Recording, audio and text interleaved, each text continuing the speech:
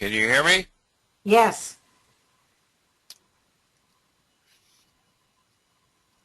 Okay, I'm going to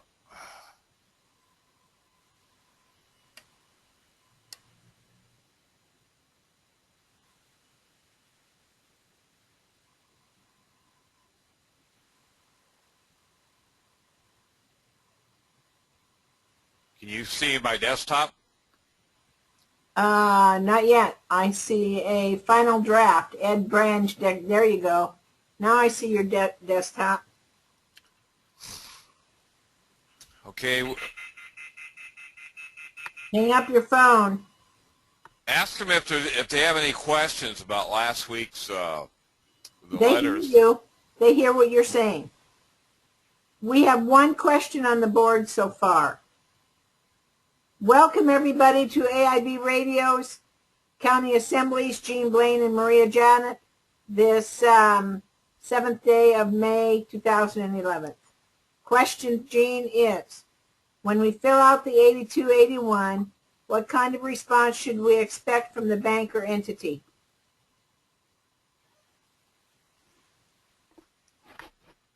We're still 5 minutes ahead, Jean, on our broadcast. We're open up for 5 minutes early here.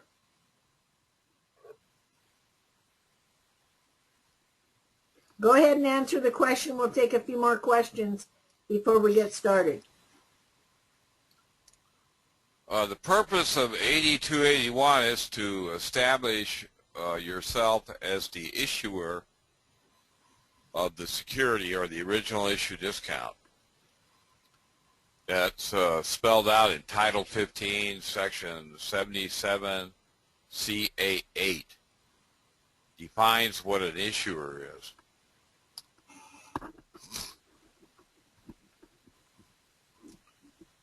You're the issuer, and the 8281 is how you identify yourself as one.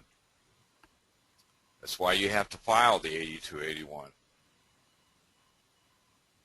Okay. But there's, see, they never transferred any of these. I've got a case that I'm involved in right now in bankruptcy court. Okay. And I wrote up a declaration in an affidavit form with all these issues into the declaration. And what did they say? Well, we haven't filed it yet. This judge is the judge is very hostile towards Ed because of he filed a bunch of James McBride. Yeah. He filed a bunch of James McBride stuff, and which is frivolous. And the judge was on his side, but now he's kind of hostile. Yeah.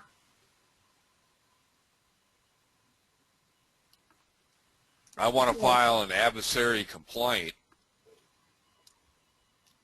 I've been working on that all day, but we're trying to he gave us a 2-week extension.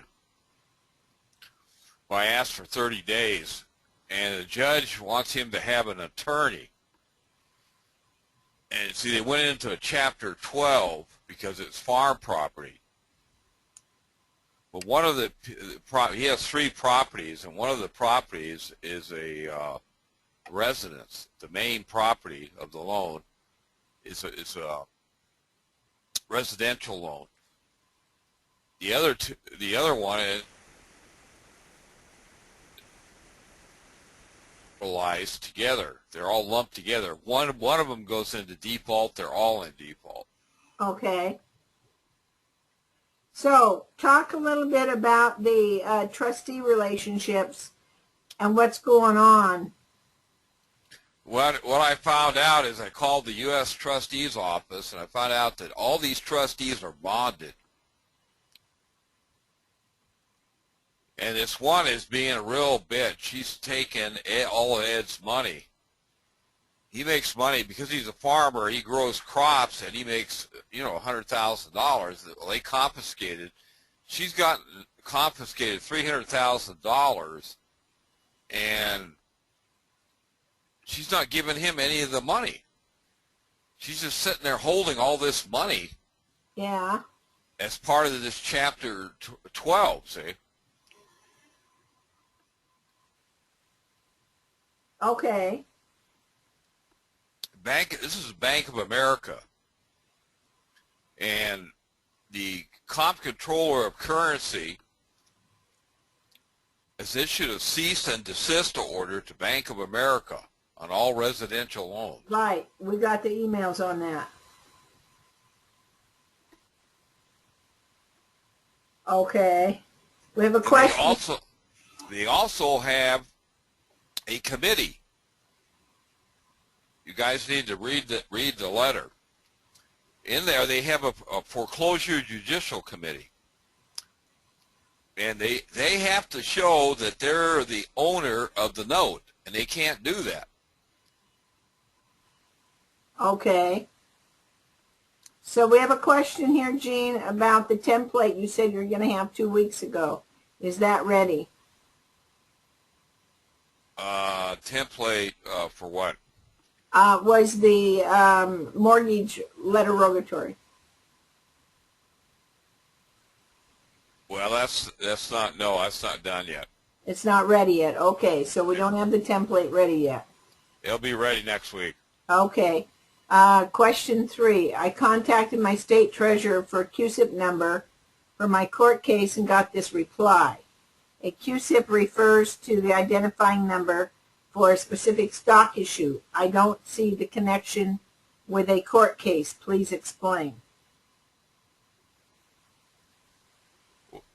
The connection is he's the chief financial officer of the state treasurer's office has got a deposit agreement with the Federal Reserve Bank. A deposit agreement, a security agreement, and a escrow agreement under, tell them to go read circular, it depends on which state you're in. In North Carolina, they use circular 16. I've tried to get a copy of circular 16, but I haven't been successful yet. But Okay, circular 7 can be downloaded off the web. Okay. In California, they use circular 7. All right. But you can also put that in discovery and make it a discovery question if you have a case going. Like some of these people in the bankruptcy court, they've had adversary complaints going, and the judges come along and dismiss them all.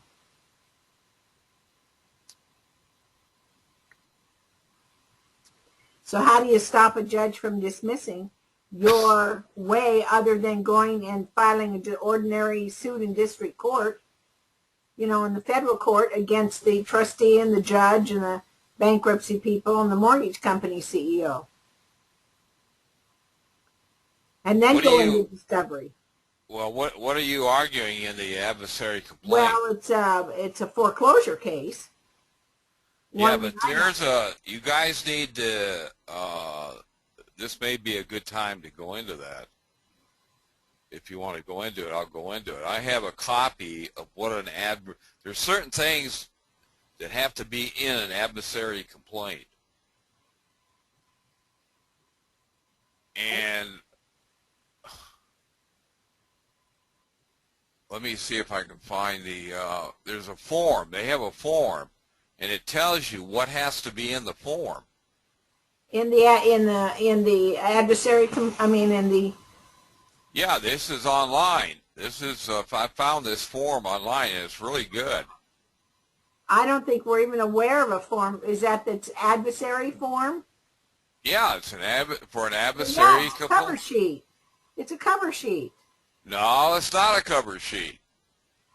This is not. You're talking about the 104 form 104. Bring that up. If you've got that, bring that up. And I don't think anybody's aware of that. Oh, I know they're not. And that's why the adversary complaints keep getting dismissed. Thrown out. You're not doing it right. Okay. I'm going to do one this week. In fact, I was working on it all day today, but I haven't got it finished. we've got a lot of people that are being put out on the street and bleeding, and they're Bank of America and they're all the other banks that the comptroller put out a cease and desist on.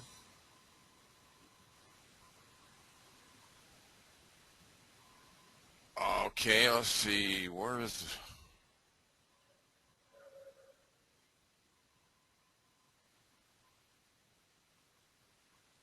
Title 11? I had it here.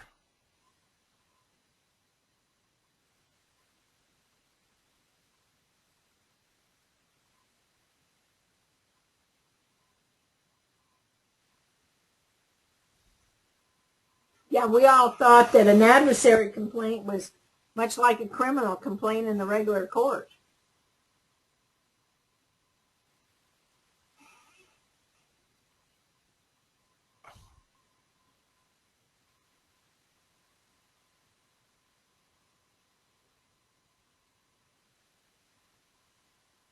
Okay, this is what a can you see this? Yeah? This is what an adversary complaint looks like. This is the form for it. We're doing one. Right. What you need to do is read these rules.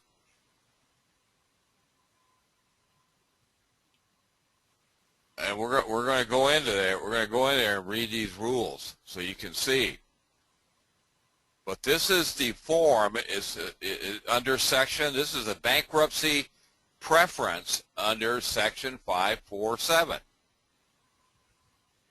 And what this is, when you get around all the semantics, it's a set-off. That's your recoupment and set-off. Okay. And I'll show you. There's a bunch of I got a bunch of cases. You see what this says? Can you read? Go ahead and read this. Complaint to avoid and recover. Preferential transfers. Plaintiff, customer's bankruptcy's representative, plan administrator of bankrupt customer. The plan administrator brings the instant complaint to avoid and recover preferential transfers made by bankrupt customer, the debtor, to defendant, your company, the defendant, prior to the filing of the debtor's respective petitions for relief under Chapter 11 of the United States Bankruptcy Code, 11 U.S.C. subsection 101 et sec, the Bankruptcy Code. Okay, this is you have to have a jurisdiction and venue statement in there. Okay. Go ahead and read that. This is an adversary proceeding pursuant to Rule 7001 of the Federal Rules of Bankruptcy Procedure and Section 547B of the Bankruptcy Code to recover avoidable transfers made by the debtor to the defendant. This court has jurisdiction over this proceeding pursuant to 28 U.S.C. 1334. This adversary proceeding constitutes a core proceeding pursuant to 28 U.S.C. Section 157B2F, big F, small b. This district is the proper venue for this proceeding pursuant to 28 U.S.C. Section 1409.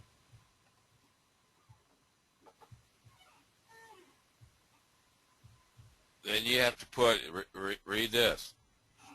Which one? Parties.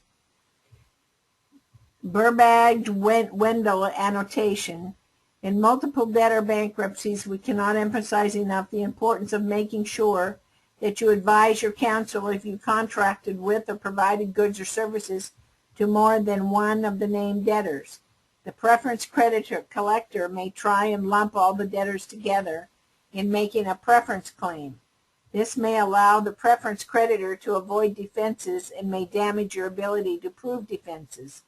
Incorrect debtor identification or failing to distinguish between debtors may not occur often, but when it does, it can be a big obstacle in bankruptcy preference defense.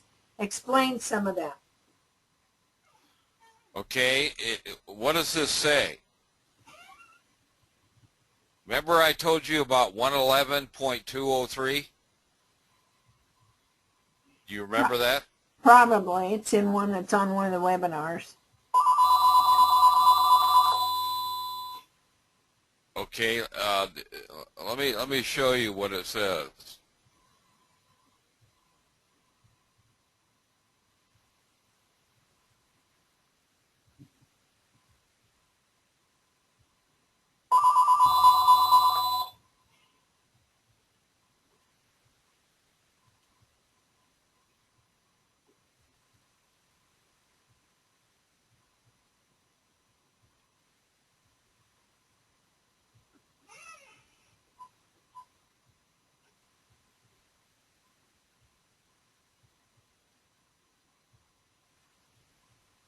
Go ahead, Gina. I got to take this call.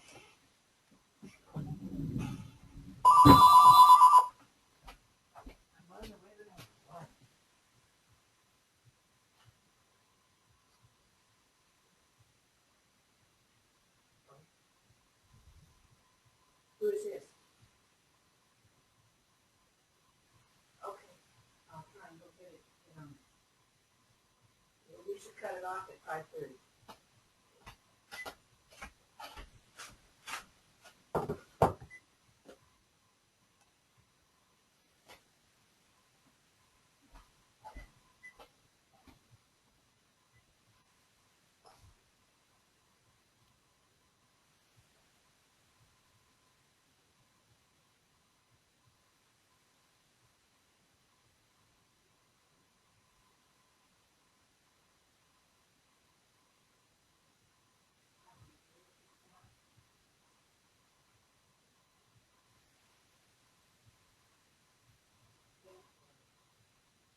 Okay, you back?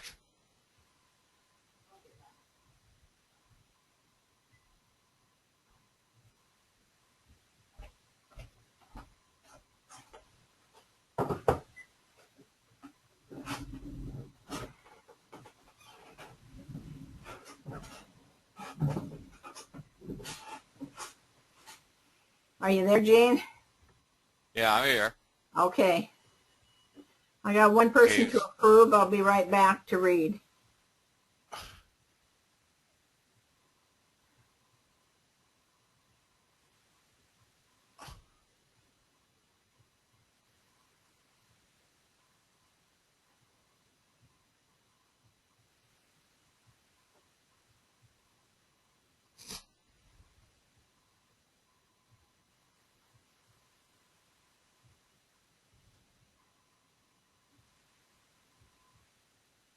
Okay, I'm back. Where do you want me to read? Okay, what does that say? This is page 1418, 1413. defense to foreclosure. Section Okay, 130. remember in the adversarial complaint, the form, it talked about a defense? Yes. Well, this is the defense they're talking about. This is what Okay. you have to use in the complaint. Otherwise, you don't state a claim upon which the court can grant relief. And that's why they keep dismissing it. Right. Okay, so that's why we have to have in our adversary complaints this 1413 defense to foreclosure. Read this. Go ahead, Section read it. 130 of the Truth in Lending Act, 15 U.S.C. 1640, is amended by adding at the end of the following new section, K, defense to foreclosure. Number 1, in general, notwithstanding any of the provision of law, when a creditor, assignee, or other holder of a residential, pull it down, mortgage, loan, or anyone acting on behalf of such creditor, assignee, or holder initiates a judicial or non-judicial foreclosure of the residential mortgage loan or with any other action to collect the debt in connection with such loan, a consumer may assert a violation by a creditor of paragraph 1 or 2 of section 129B, small c, or of section 129C, small a, as a matter of defense by recoupment or set-off without regard for the time limit on a private action for damages under subsection E. Number 2, amount of recoupment or set-off. A, in general, the amount of recoupment or set-off under paragraph 1 shall equal the amount to which the consumer would be entitled under subsection A for damages for a valid claim brought in an original action against the creditor, plus the cost to the consumer of the action, including a reasonable attorney's fee. B, special rule. Where such judgment is rendered after the expiration of the applicable time limit on a private action for damages under subsection E, the amount of recoupment or set-off under paragraph 1 derived from damages under subsection A4 shall not exceed the amount to which the consumer would have been entitled under section A4 for damages computed up to the day preceding the expiration of the applicable time limit. Okay, that's the defense that they're talking about. Okay, explain that a little bit. Okay, you have you got to use this in conjunction with recoupment comes under 3-305. Okay. Everybody qualifies for recoupment, don't they? Yeah, I'm going to show you. Now, remember, okay, has everybody got this? Does everybody have a copy of this law? Well, they're going to have it on a screenshot now. You can download this. This is Public Law 111-203, July 21st, 2010.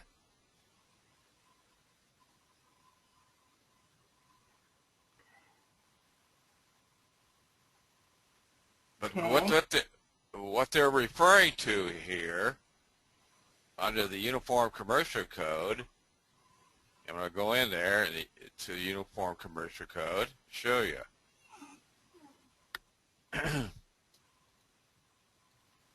Somebody wants to know about the comptroller and the Bank of America, the cease and desist. They're saying, how can we find out about that? I've got copies of it. I do all too. the stuff. I do too on my email. And we'll post it for everybody. Okay. So you read it. You need to read Article 7. Okay. Circular 16 was integrated into Appendix A of Circular 7. Here's your defenses. 3-305. What does that say? So I get to it. Defenses and claims and recoupment. We've read that several times. We have a screenshot here. We've gone over the holder in due course. We've gone on to over 3-306. They can't prove that they're holder in due course.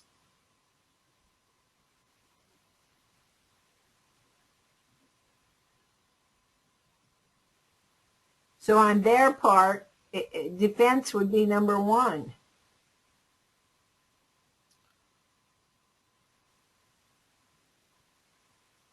Fraud, vitiates everything, and that's in number 3, A3, small III. If fraud is used to induce anything, then it invalidates the entire contract.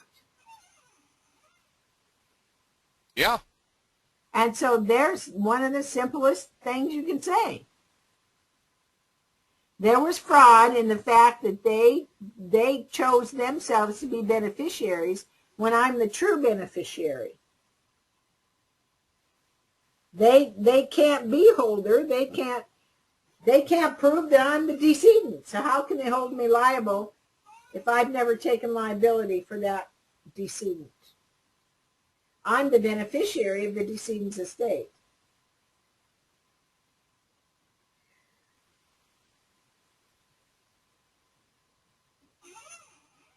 And also, if you read this, it says, an obligor is not obliged to pay the instrument if the person seeking enforcement of the instrument does not have rights of a holder in due course. Right, and they can't have rights of a holder in due course. There's no possible way they can have rights of a holder in due course because they're not. Can never be the holder in due course. Yeah, because they took it subject to your defenses and claims. So they can't be a holder in due course. Right. But a holder in due course under 3-302 takes it free of all defenses and claims. That's why you have to use this. Okay. And also you can use 3-306. Read that right here, 3-3. Claims to an instrument. A person taking an instrument other than a person having rights of a holder in due course is subject to a claim of a property or possessory right in the instrument or its proceeds, including a claim to rescind a negotiation and to recover the instrument or its proceeds. A person having rights of a holder in due course takes free of the claim of the instrument. So you have a possessionary right, and the reason you have a possessionary right is because this goes to, and this goes back to 4-102.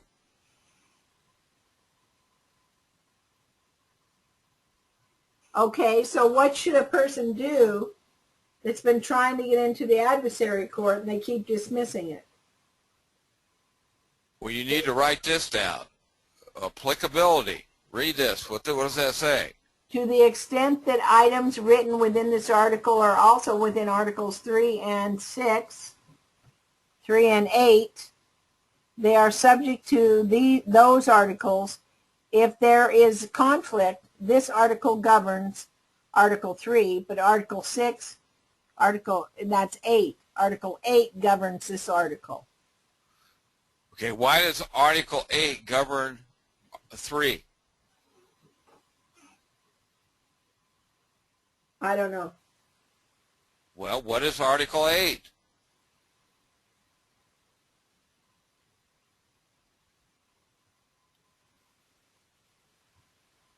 Under the pooling and servicing agreement, what are you dealing with? A security. Okay. And what are they? Mortgage-backed securities, aren't they? Yes. Okay, so if you have a security involved, then you have an adverse claim.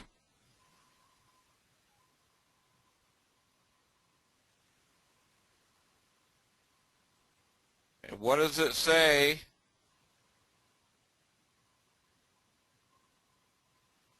What does that say? Read that. Adverse claim. Under adverse claim means a claim that a claimant has a property interest in a financial asset and that it is a violation of the rights of the claimant for another person to hold, transfer, or deal with the financial asset. Doesn't that explain why they don't transfer it to the REMIC? Yeah, because it's a violation of the rights.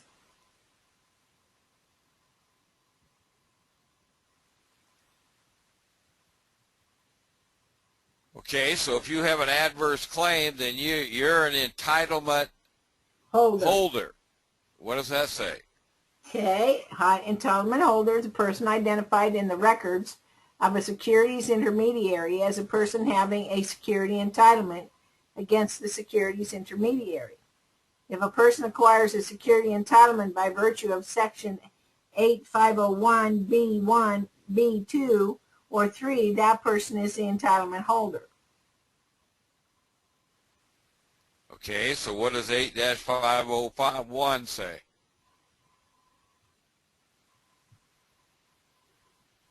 You got to go up a little bit.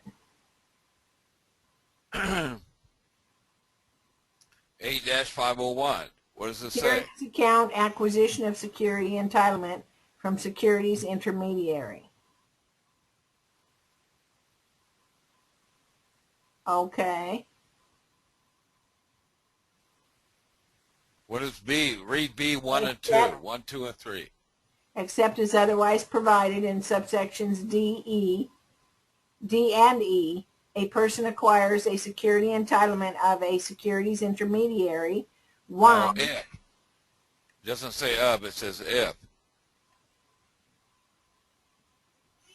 Oh, if a securities intermediary, 1, indicates by book entry that a financial asset has been credited to the person's securities account, or 2, receives a financial asset from the person or acquires a financial asset for the person, and in either case accepts it for credit to the person's security account, or 3, becomes obligated under other law, regulation, or rule to credit a financial asset to the person's security account. Isn't that what they did, was credited? Yeah. So they were obligated to credit it.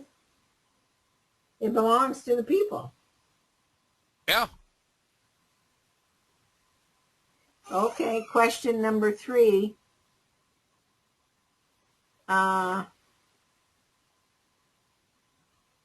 Guaranty Trust Company versus Henwood is one case which Supreme Court says the banks must allow the people to set off their debt. You said last week that this case was part of the case law. Please cite the other cases involved.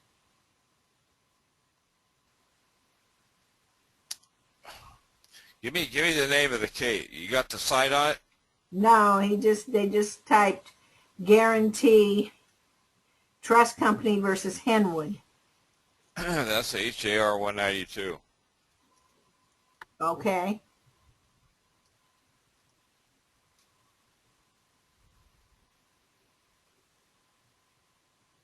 Can you do an adversary complaint in an affidavit form?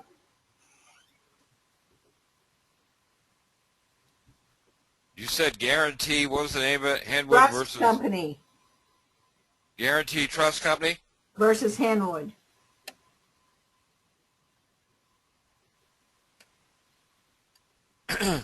No, you have to do it in the, see, I'm going over this. This is what you need to be, this is what you need to put into your complaint. I'm going to do one this week. I'll have it done this week, and we can go over it next week. Okay, I'll put that down on our list to go over next week.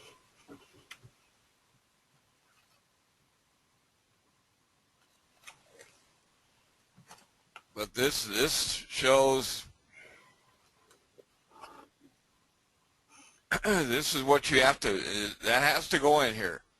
But you have to have a statement. The complaint has to be in proper form. You're not putting it in proper form.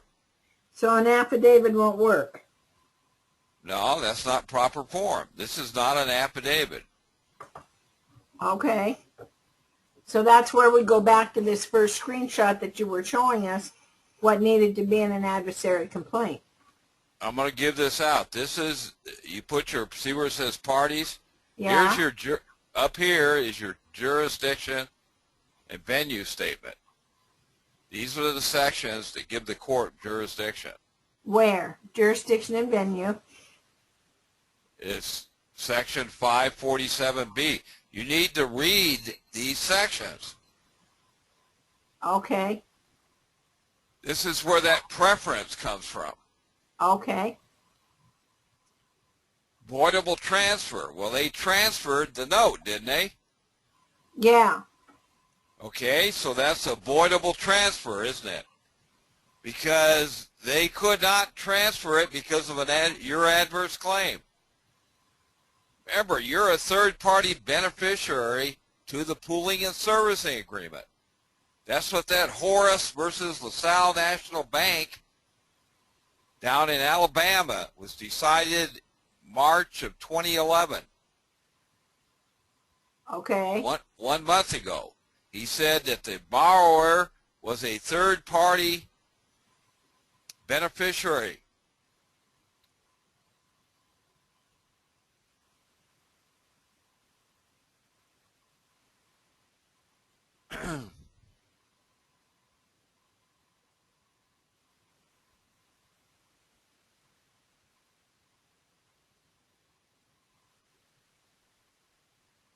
These are the, you put down here your parties, who your parties are.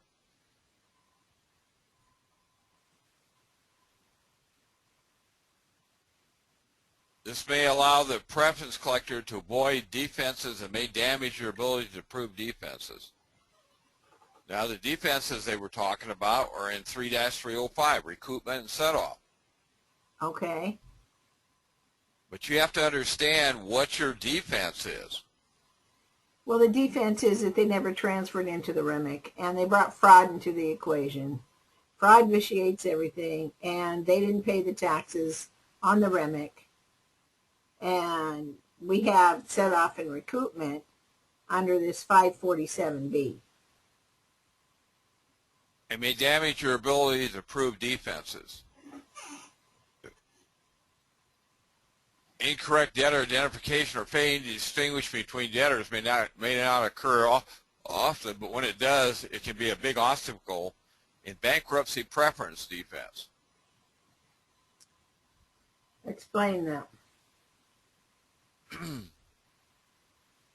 Well, this is if you have multiple claims. This case that I'm involved in, they have multiple claims in there because this is a farm property. Okay. Bank of America doesn't have standing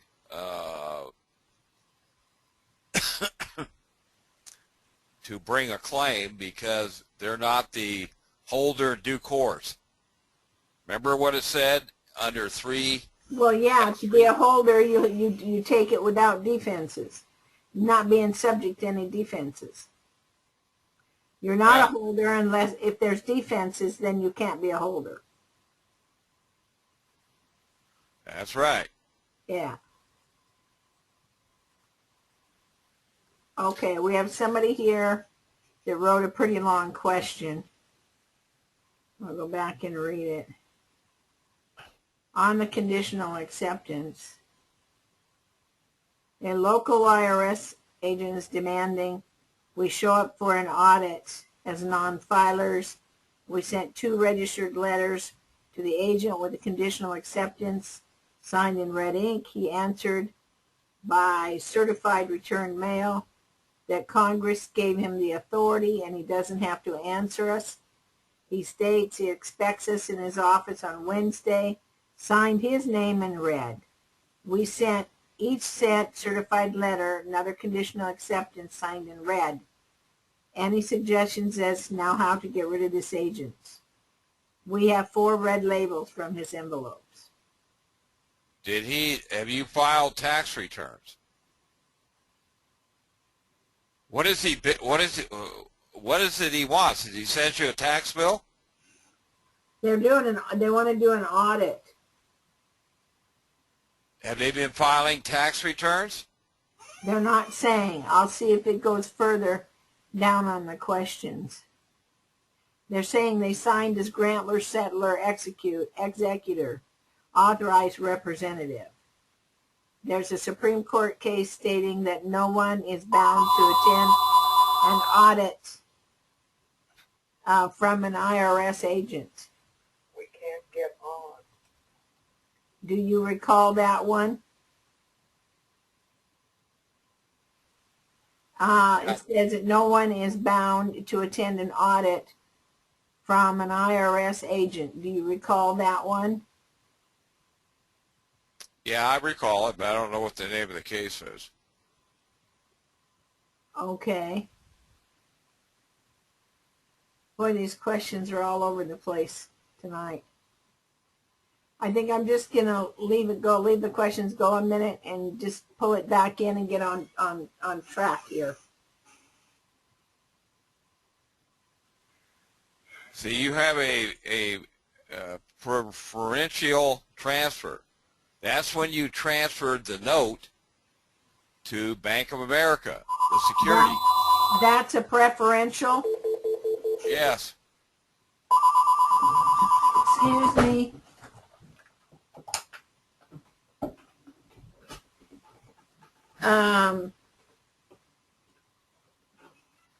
So we had the preferential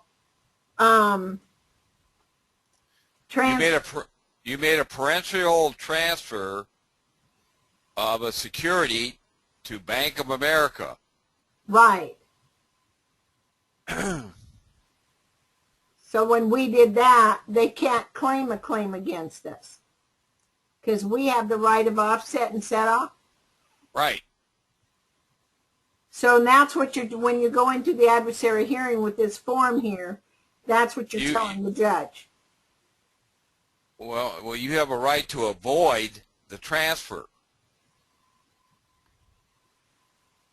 Explain that. Well, because they took they made proceeds off of the transfer. And those proceeds need to come back to us. It needs to come back to you as a recoupment or set off. Right. Because you made an adverse claim.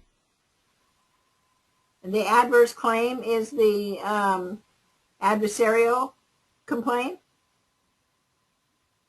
Well, no, but the adverse claim is your claim. You have a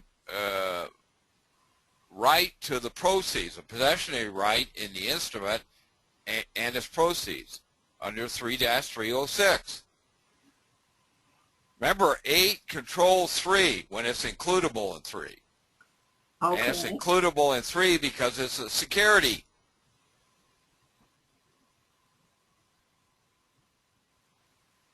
But how does that stop the judge from letting the bank walk all over? With securities, not negotiable instruments. So when we keep talking to the court, we need to be identifying it as a security, not a negotiable instrument. Right. You quit talking about a note. Okay. You should be talking about a security under Title 15. Okay. Inclusio es exclusio alteris. That's a rule of statutory construction. If a instrument is included in the definition of a security, it's excluded from the definition of a note. And conversely, if it's included in the definition of a note, it's excluded from the definition of a security. In other words, it can't be both a note and security. It's got to be one or the other. It's got to be one or the other. Okay.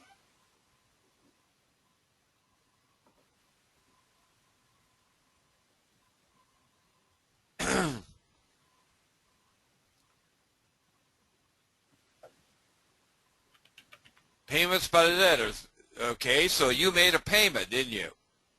And where does it say that? Doesn't it say that in FASB number 95, Statement of Cash Flows?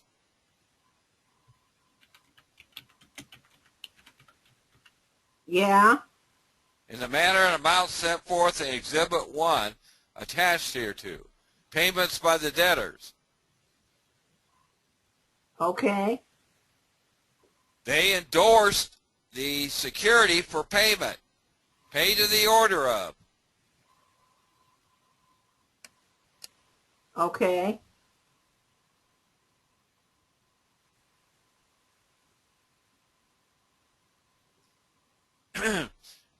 So what does that do? It says count 1. Now here's how you state your claims.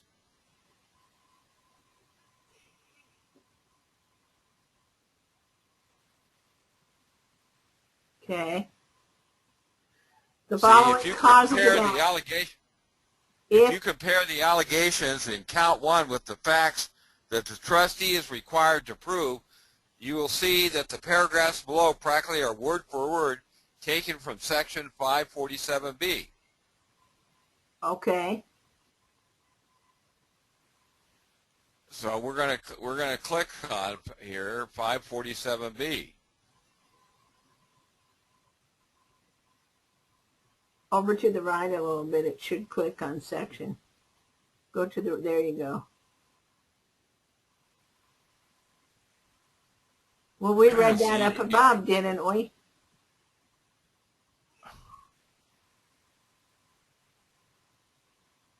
Okay, here's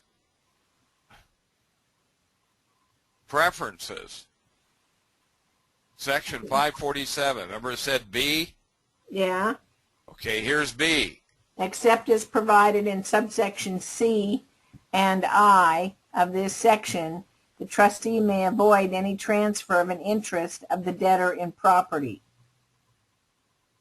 to or for the benefit of a creditor. So you transferred the note to at closing. Yeah.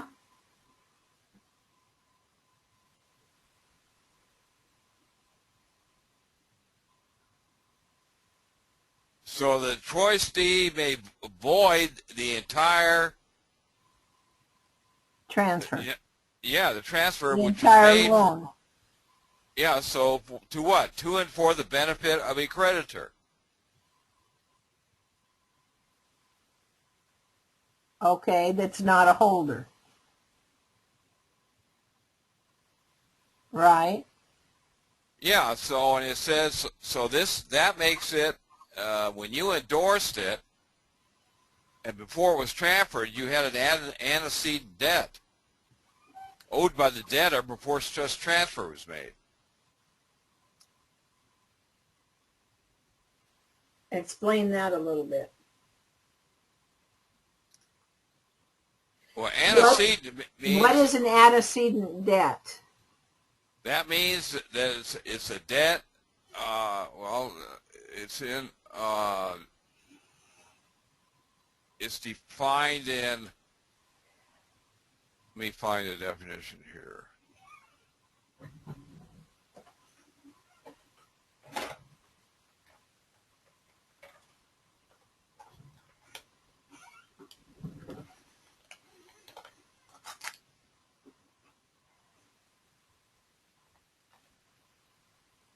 Here's the definition that the court. You want to use these definitions.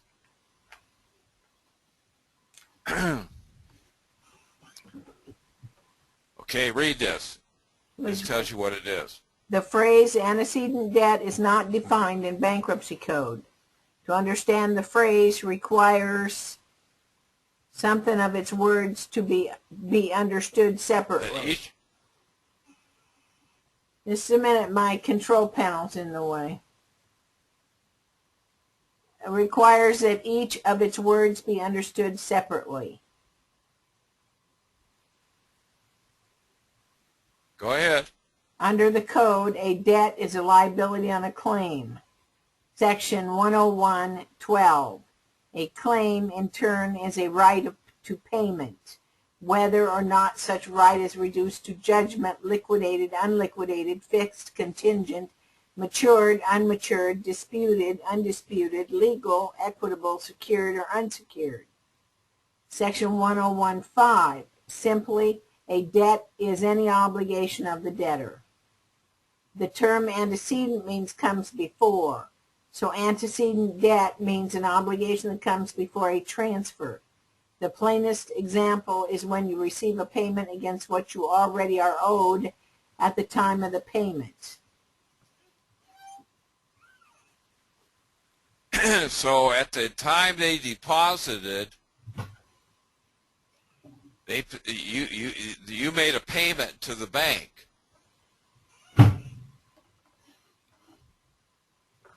And that was the gift, that was the note. That was the donation. Under 3-105, you were the issuer. What does 3-105 say? Well, we're the maker. It's our signature that authored the payment. Yeah, but you made the first payment transfer as the issue, and you were which was the drawer and the maker. Right. So you made a payment to an antecedent payment to the bank. Before the transfer. Yeah. So then the bank is liable to us, not us liable to them. Well, you have a right to recoupment or set off Of that payment. of that payment.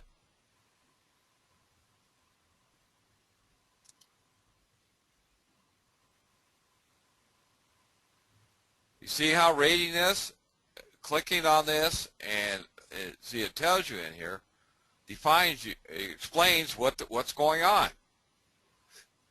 That's why you guys you're not making a claim or a defense in recoupment. And that's what has to be done in an adversary complaint.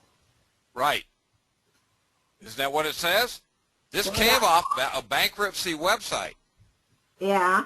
A bankruptcy court, all 93 of these bankruptcy courts operate under the same rules. Okay.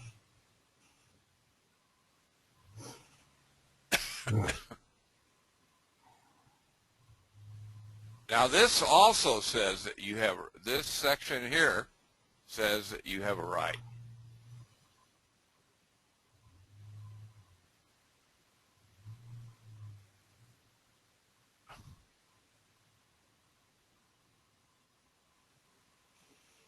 What does that say? Can you read that?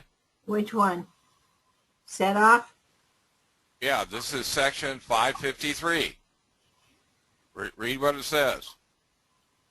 How except as otherwise provided in this section and in sections 362 and 363 of this title does not affect any right of a creditor to offset a mutual debt owing by such creditor to the debtor that arose before the complaint against the debtor that arose before the commencement of the case, except to the extent that the claim of such creditor against the debtor is disallowed. Such claim was transferred by an entity other than the debtor to such creditor after commencement of the case. Okay, so when we do... So this came before the petition was filed, didn't it? The right to set off, yeah, and the defense was long before the petition was filed. So it's an antecedent debt, isn't it? Now, does the bank have any defense to that? We can't get around it. So these are the type of things that you put in adversary hearings and into a request for admissions and a request for productions in discovery. Yeah, you can put in there under the Patriot Act, you need to write this down, Title 31, Section 5311. And what is that? That's the Patriot Act, the Bank Secrecy Act.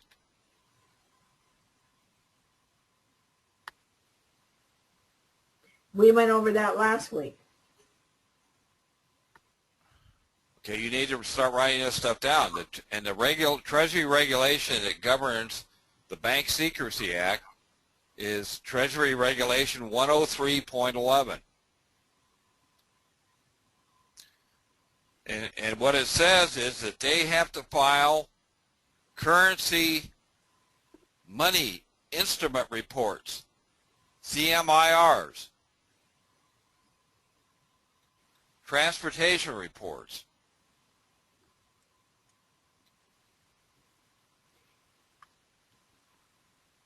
To show the source of the money.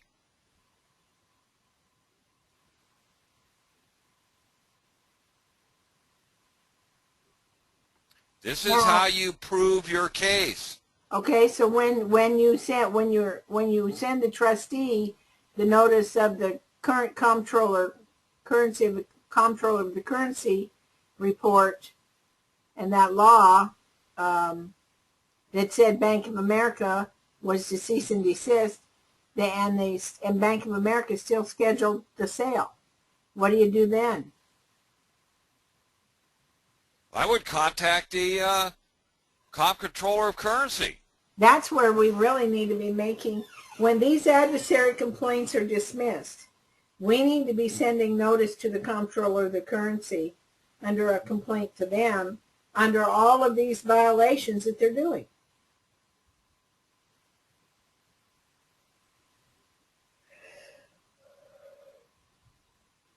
Because we're finding that the bank does not answer you. The trustees don't answer you. Um, are the people non-filers when they don't receive a bill from IRS?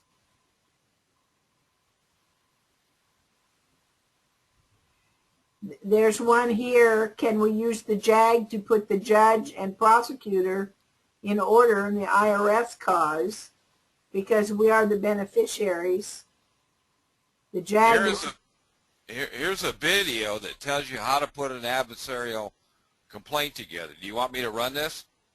This is a law firm. Yeah. Is it very long? No. Okay. Let's put it on here so people can see. I downloaded this off of the web. It tells you how to put a petition together.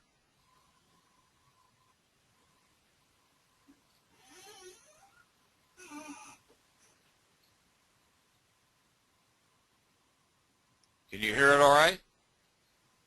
We're not hearing anything. Has it started? Yeah. No, we're not hearing anything. I can hear it. Well, it's because you've got your headset on. Well, you can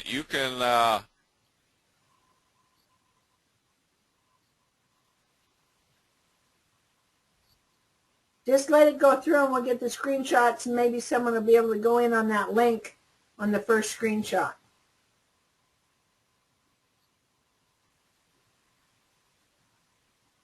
Sometimes just reading what's on the paper will help.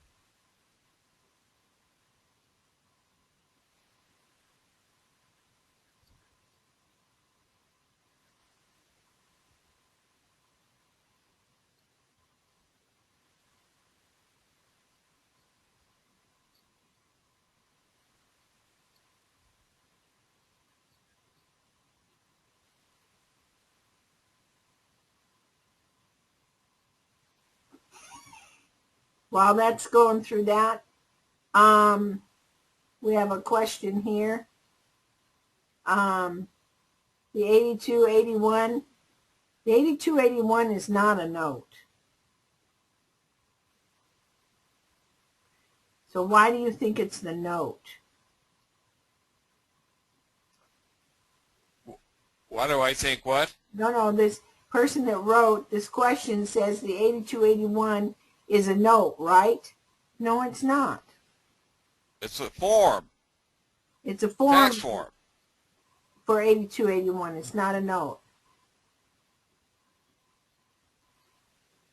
They're all securities. You're not listening, listener here, that a security is anything over 9 months old.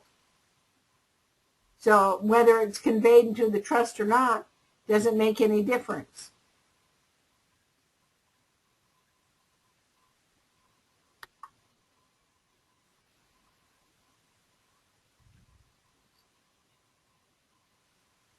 Someone here says that they. So you're trying to recover. Go ahead. You're recovering money and property. That's under number 1. Yeah. Okay. Someone here says they sent a complaint to the Office of the Comptroller of the Currency and now has a file number from the OCC. The JAG's not going to help you with any kind, even though they are supposed to be commissioned and set up from Lincoln. They're going to always use the excuse that they can't come off the military property. So the comptroller is probably not going to help anything, is it, Gene? I mean the JAG, Judge Advocate Council, something like that. You should file it with the comptroller of currency. I think that's where you get more. You'll get the squeak is much bigger with the comptroller of the currency. Now, what if you're dealing with property taxes or a criminal case in the court? Should you still go through the comptroller of the currency? No. Okay.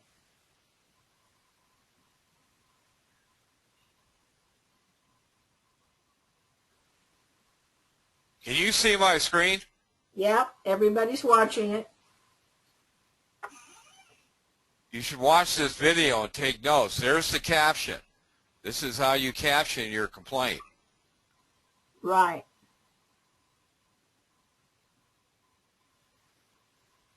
Now we had someone here, comptroller from Texas, sent a form letter in response to a complaint.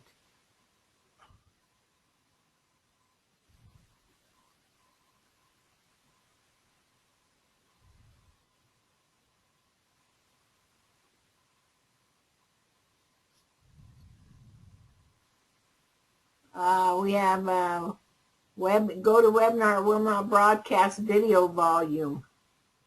Oh, that's why you don't hear the video. But the link is on there so we can go copy it off or download it another day. See, these are the elements, what you have to say. Okay, our caller here is saying that the 8281 form is to file for a note. No, it's I not. don't think so. Can adversary also be done in Chapter 7?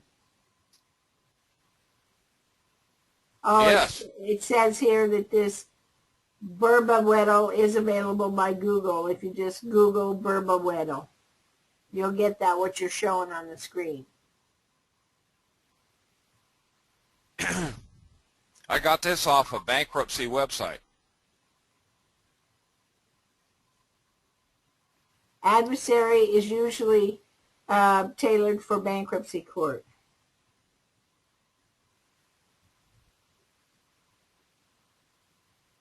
Is a redemption manual 4.5 good? Still good to use? Yes. That's the end of our questions for the moment.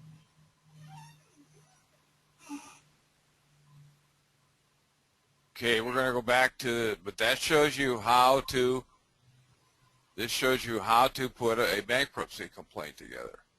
Good. Okay, that's good. So I think we can go in and find this one and Google it and pull it down and get the volume to it when we watch it. But the format of what they did was very good. But it shows you how to put it together properly.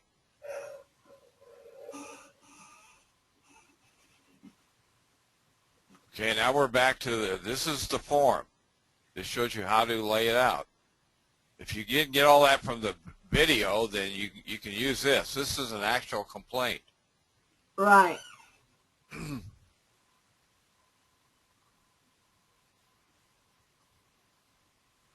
So if we just go through this publication also, we'll learn what to do.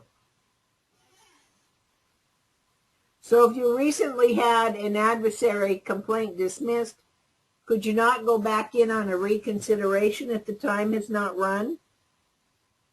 Yeah, you want leave to amend the complaint. Well, they've already dismissed the complaint. Why did they dismiss the complaint? They're saying that you didn't make a claim upon which relief can be granted. And now I see why. This is why you got to do, guys, don't do things right. People think that all they have to do is put words down there on a piece of paper, and they See, you can under 502D, you can disallow claims pursuant to 11 USC 502D. Is that also in a 13 when you're in the Chapter 13 bankruptcy? Yeah, you can do this in any chapter. Okay.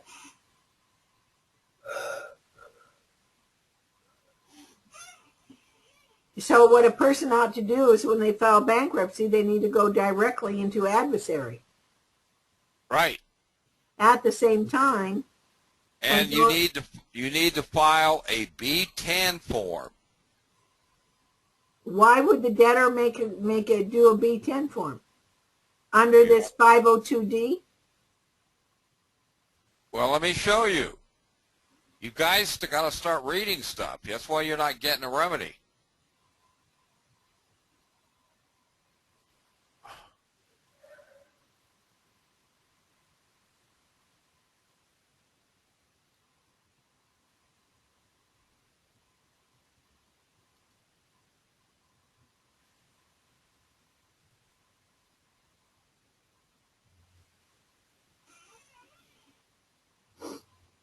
I didn't think the debtor in a bankruptcy could file a proof of claim. Yeah, you can. So where you've got on the form there, Bank of America, would you put your name? It says nature of property or right of set-off, doesn't it? Yeah. Does that say right of recoupment or set-off as defense to foreclosure? 15 USC 1640? Okay.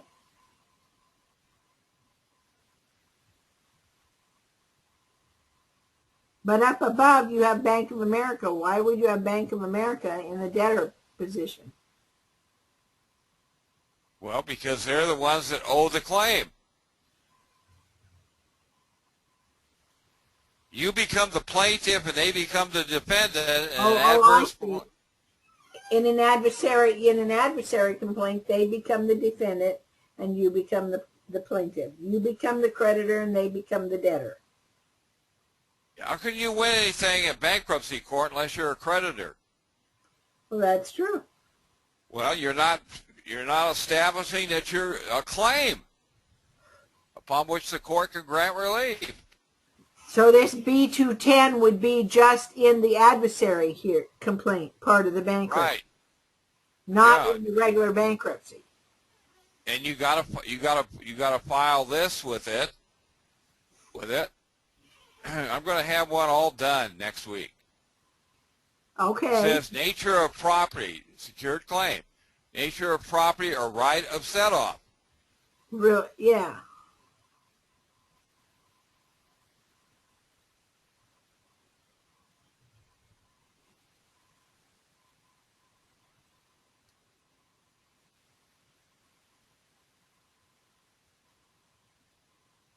Then you got to do the cover sheet.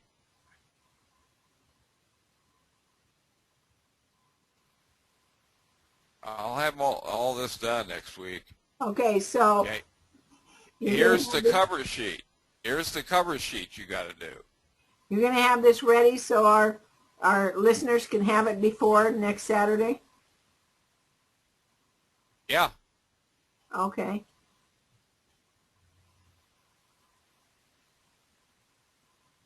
This is the cover sheet you got to use. You got to put in a cover sheet. Right. I think all of us have been involved with adversary hearings understand the cover sheet.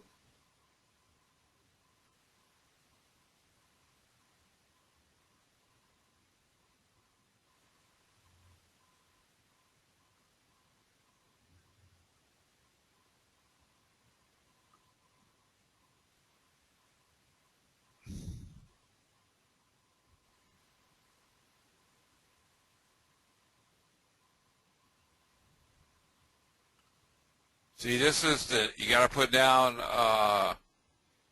here's 7001. Remember, it said 7001? I think 7003 was in here too.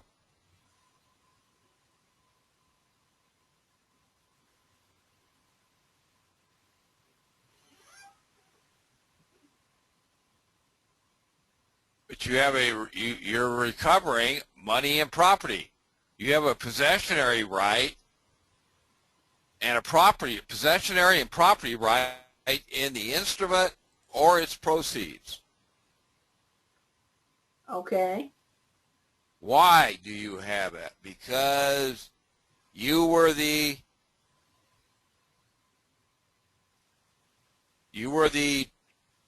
made the first payment order. See, this goes back to the Uniform Commercial Code. It goes back to 3-105 of the Uniform Commercial Code.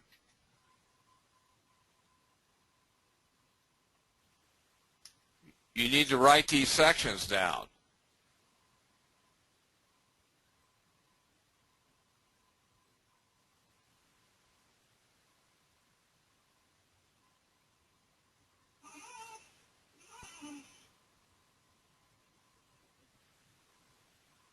What does that say? Issue.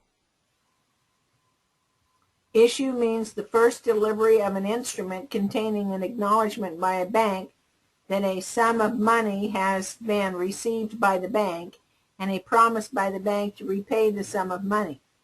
Where are you reading? Oh, that's a certificate of deposit. I was reading the wrong thing. Issue of instrument. Issue means the first delivery of an instrument by the maker or drawer, whether to a holder, non-holder, for the purpose of giving rights on the instrument to any person. Issuer applies to issued and unissued instruments and means a maker or drawer of an instrument. Well, weren't you the maker of the drawer? Well, yeah, because we authored it. It's our signature that brought it to life.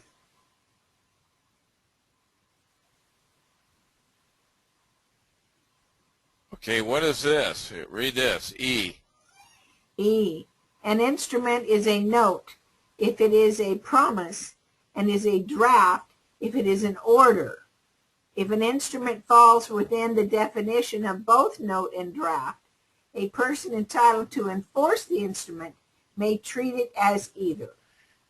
Explain them. Well, when they get a note is a liability instrument because it's a promise to pay money.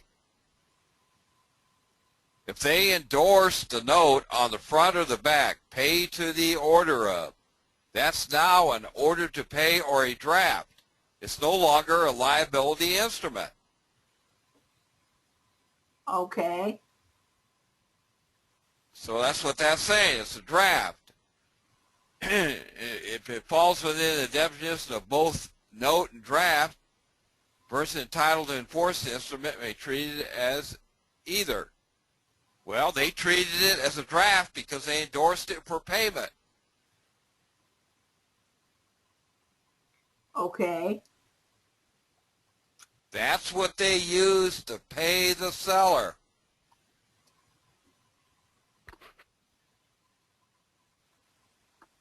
Right.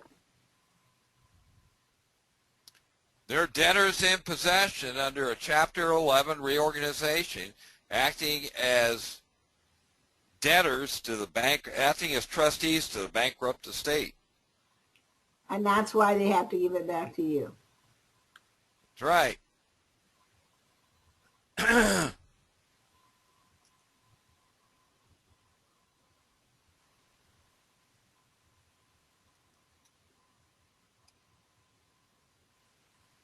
You delivered. You were means the first delivery of an instrument by the drawer and the maker.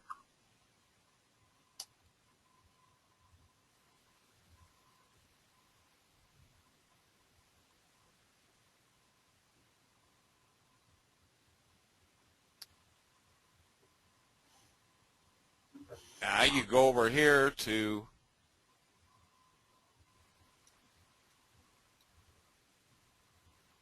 We're all learning the why and the what for. But how do you stop the judges that absolutely will not be stopped? Get in their pocketbook. Well, and that's about the only answer that we have is to turn around and file a private suit against them.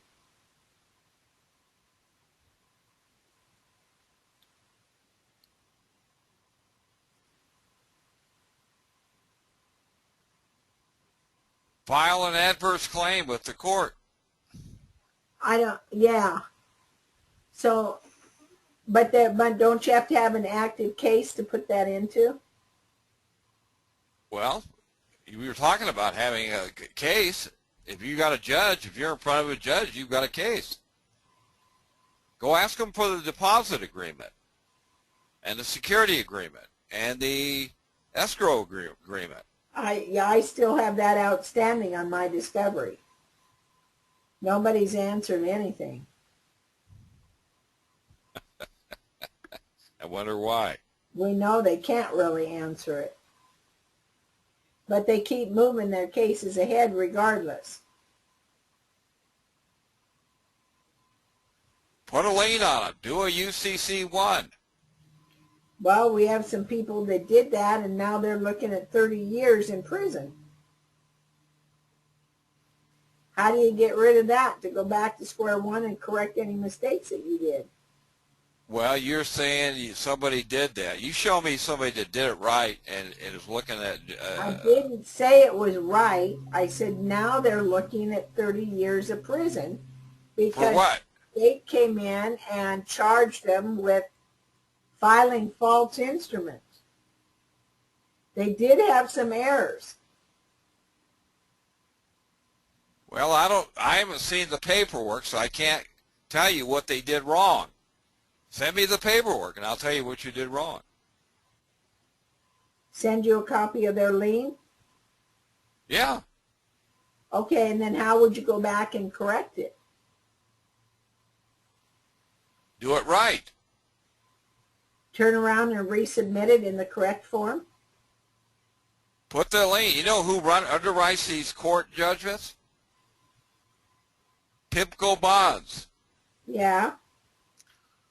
Well, they're the underwriter. That's who you need to go after. Okay. But how good is that going to help the person that's been incarcerated?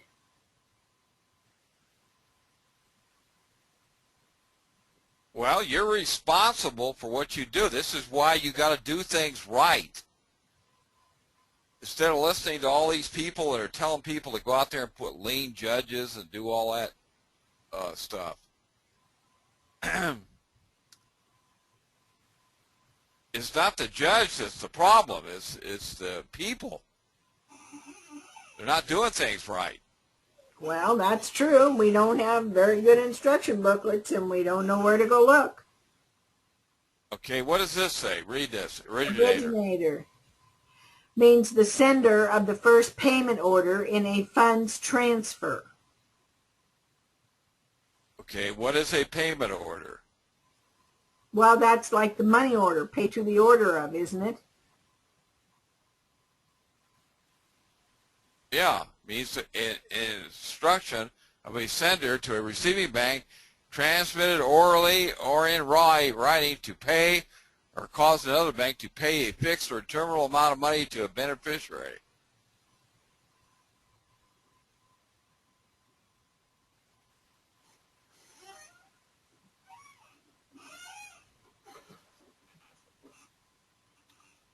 You got all of your documentation right here. So what you have to do is just go in and file a separate suit against everybody. Well, you don't need to file a suit. What you need to do is put a lien. You need to, go find out where PIMCO Bonds is located. You said that on about the webinar on probably 319. I remember you talking about it. Okay, Euler Hermes is the underwriter, and that's a subdivision of Allianz SE out of Munich, Germany. This is, you guys want to get into their pocketbook. I want to show you something.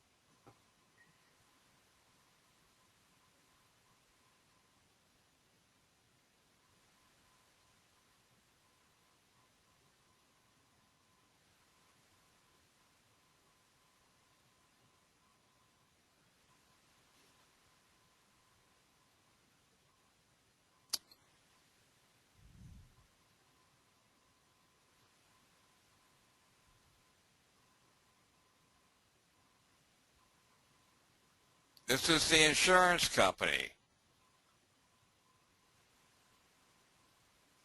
Allianz. What does that say?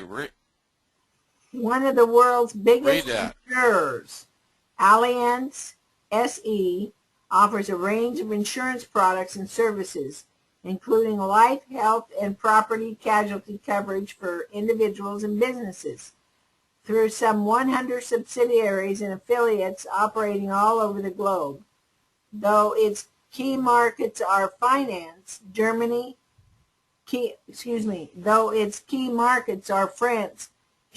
Italy, and the U.S. In addition to selling insurance, Allianz provides retail and institutional asset management services through Allianz Global Investors, private equity investment through Allianz Capital Partners, and banking services through Allianz Bank. Allianz operates as a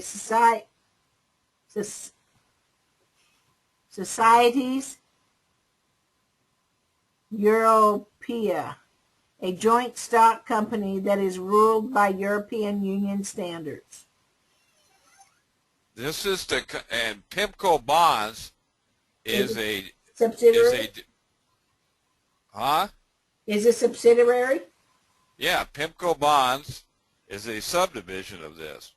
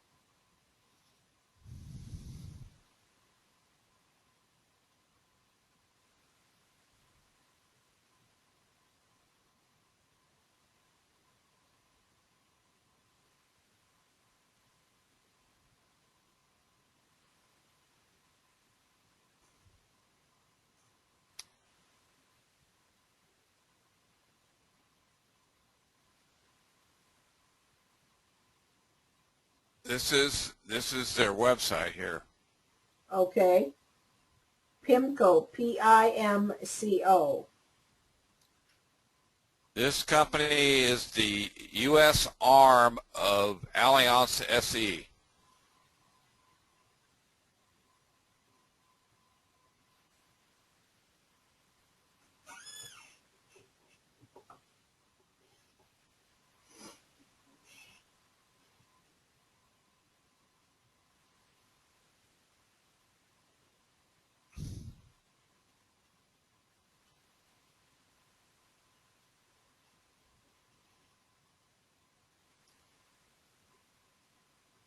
they've changed their website around. But if you go in here, it talks about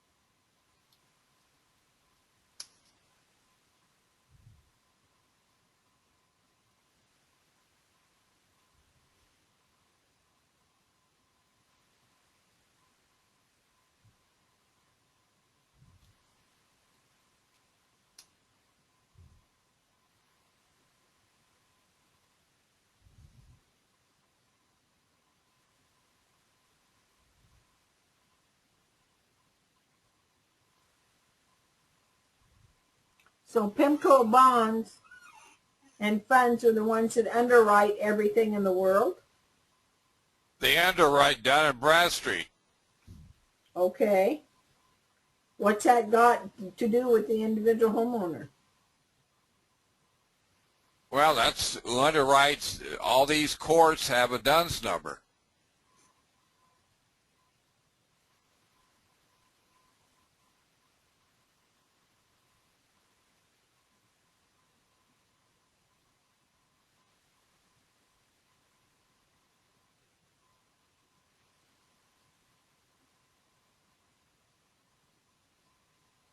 Trying to find the section on bonds. Well, that's going to take quite a bit of time. Why don't you bring that back next week? Let's move on to some people want to know about the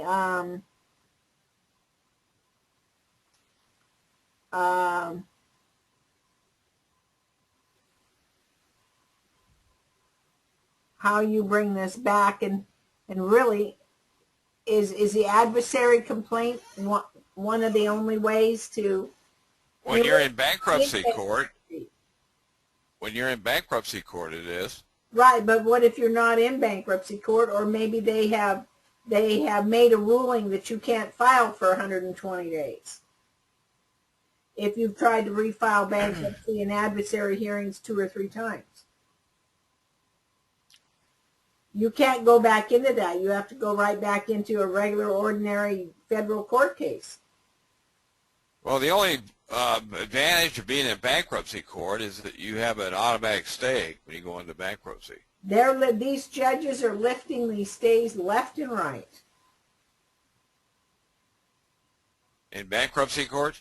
Yes. And they're dismissing the bankruptcies. They're dismissing the adversary complaints. That's because they're not doing them right. We recognize that, Gene. Now with what you've shown us tonight, that can be done. But what about the poor homeowner that's burnt the bridge 3 times over now, and there's nothing to build the bridge with again? Is there anything else that can be done to stop an eviction, to stop a sale?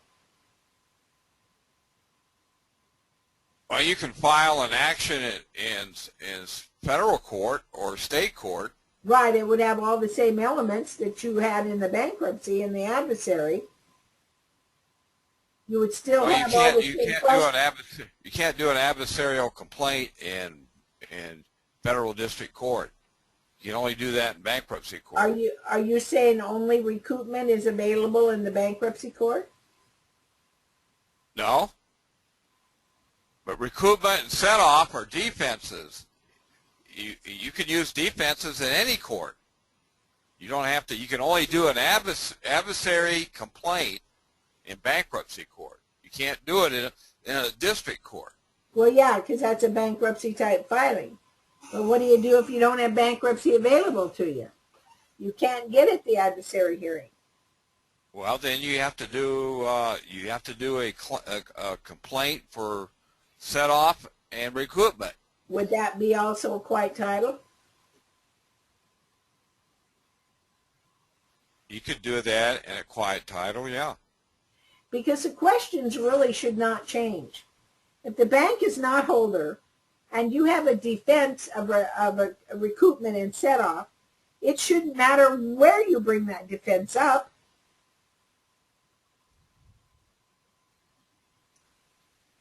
You can raise the defense and recoupment, but you have to know how to present the claim to the court.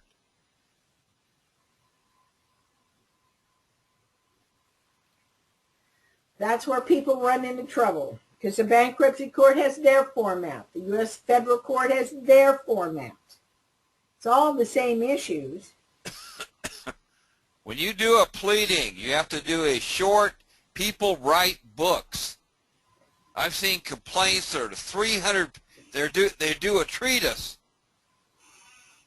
They put 50 cases in there, they put law journals in there, they put all this. If you study pleading, the rules of pleading, it's a short and concise statement. That statement would be, there was fraud in this situation. I'm entitled to set off in recoupment. The bank is not the holder. End of complaint. Yeah, but you got to state the grounds why they're not the holder. Well, yeah, you go through what we went through tonight earlier.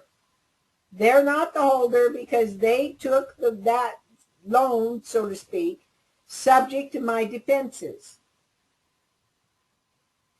And you find the code section, the bankruptcy section, the law, whatever section in the law that says that is what you put in your complaint, ABC. I'm going to have one done this week, so we can go over it. All right, people are really, really needing this direction. But you got to, when you do these things, you got to do them right.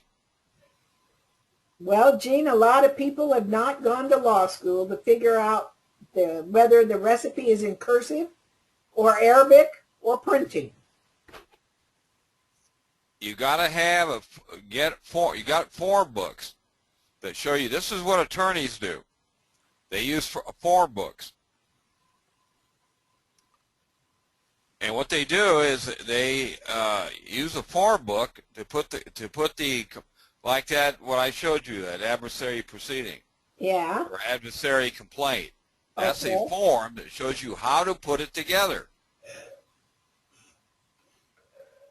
You don't need to write a book. Every patriot writes 300-400 pages of nonsense.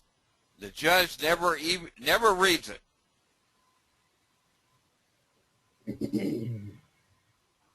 I read a complaint by a guy in Colorado.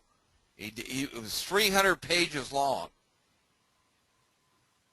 Well, I guess because a lot of people, like myself included, previous years, thought that if we didn't put it on paper and we didn't get it in front of the court, that they have this double evidence file and it never got on the record, and so the judge never made a decision with anything that the living person said.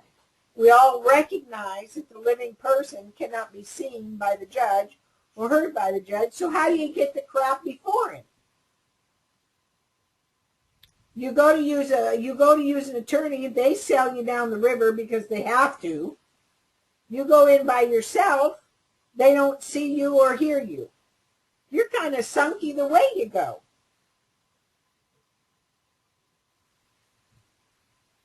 Well, go over on the private side before you get into a complaint.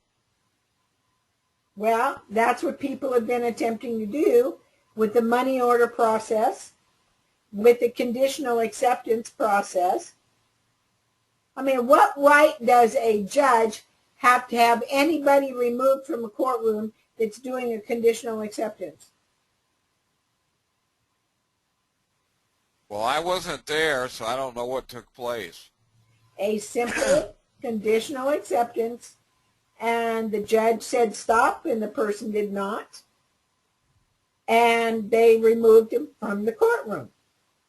What authority did that judge have to stop someone from making a conditional acceptance statement? There is no authority.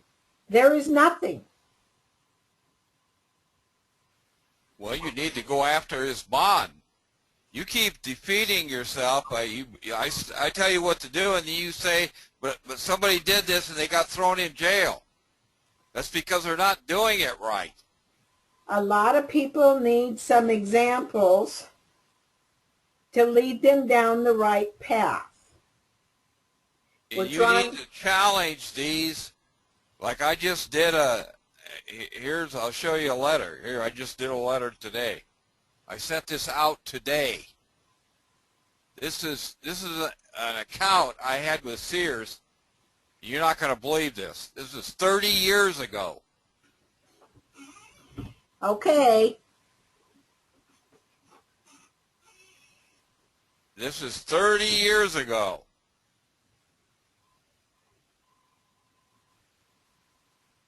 That's what people need, are these examples.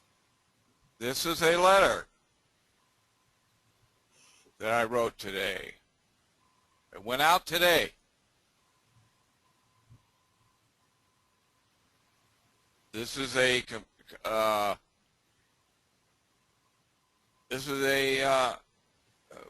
Prudential Financials up in Pennsylvania. Okay. This letter is being written in response to your letter regarding an alleged account number belonging to Sears. I am conditionally accepting your offer to pay the attached bill under sections 3501 to 1 to 1, is it? I can't read it. 3. Huh? 3-501 subsection 2 and 3. 2, 3. Under the California Commercial Code upon proof of the following claims and facts. Well, that's much like your Infinity letter, isn't it? Yes. Okay. But I'm showing you how to put it together. These things really work if you do them right. Okay. They're going to ask me this week, our students are going to ask, can we get a copy of this? Yeah. Notice what I said at the end of the letter. Number 7.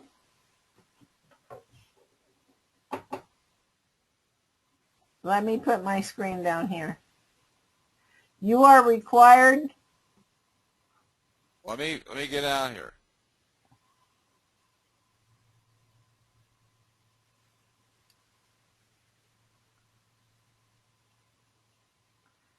So you went in and pulled Sears prospectus? Yep. Well, you see, people are not able to go in and work Edgar Archives anymore. You're not doing it right.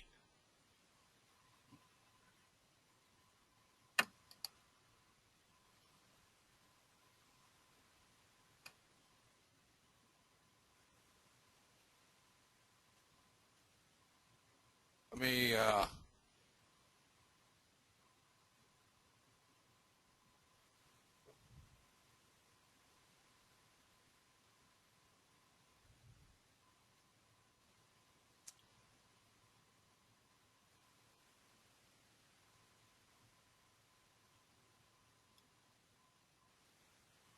Well, this is very much like the Infinity letter.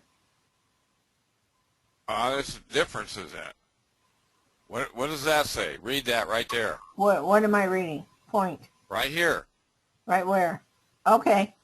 Failure to provide the above documents or documentation within 30 days of the receipt of this letter is an admission by NCO Financial Systems, Inc. and Sears that they have submitted and filed a bogus and fraudulent claim and are liable to Gene Keating under sections 813.2a and 813.2b 2ii of 2BII of $500,000 or 1% of the net worth of NCO Financial Systems and Sears by the fines imposed under section 1692K of the FDCPA at 15 USCA.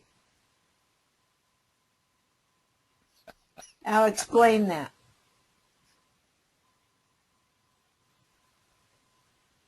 Okay, I'll show you.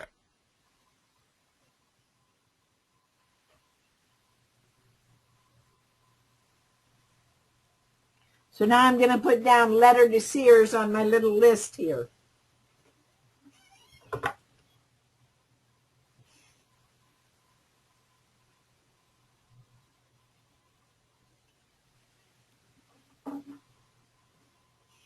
Why is it 1%? Because that's what the code says.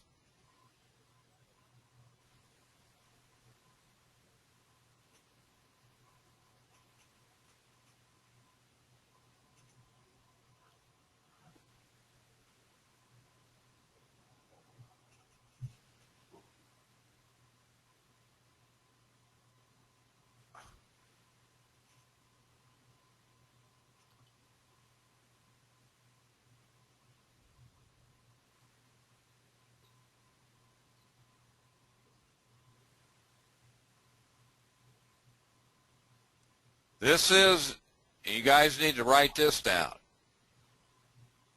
They amended the Fair Debt Collections to provide that any attorney who collects debts on behalf of a client shall be subject to the provisions of this act. Okay.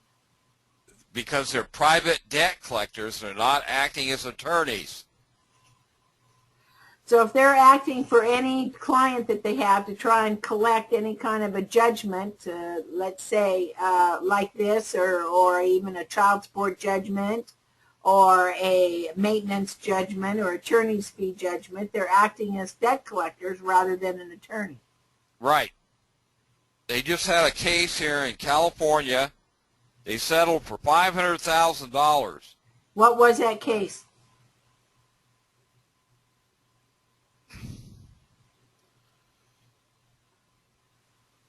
Well, let's see if I've got it here. I probably have to wait till next week to get it. But I've got it on the jury awarded them $500,000. It's a credit card case. Okay, because they violated this section. Because they violated the Fair Debt Collection Practices Act. Okay.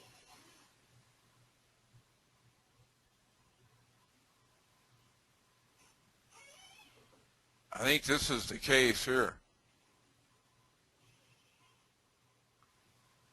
They were a Mexican family. What's the name of the case here? Fresno County versus Shaw, Recorder of the City of Coalinga. No, this isn't it. I've got it here.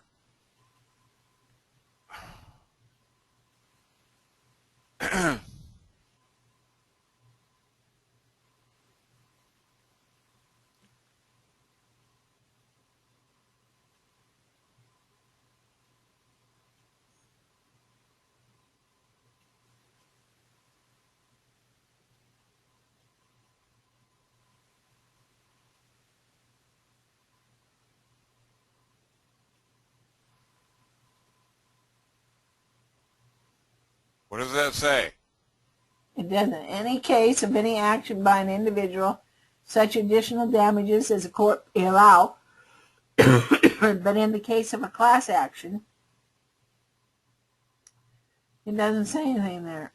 And there you go. Such amount as the court may allow for all other class members without regard to a minimum individual recovery not to exceed the lesser of $500,000 or 1% of the net worth of the debt collector. What is this case? This is not a case. This is the Fair Debt Collection Practices Act. Oh, so that wasn't a case. That wasn't the one that awarded the $500,000. No, this is a California case. It's up in Northern California. Do you have that case? I can find it. If you want, I'll do a search on it. All right, I'll put that down on my list. The California FDCPA case. And if you'll Let get me it see if I can. Let me see if I can find it. I might be able to find it real quick.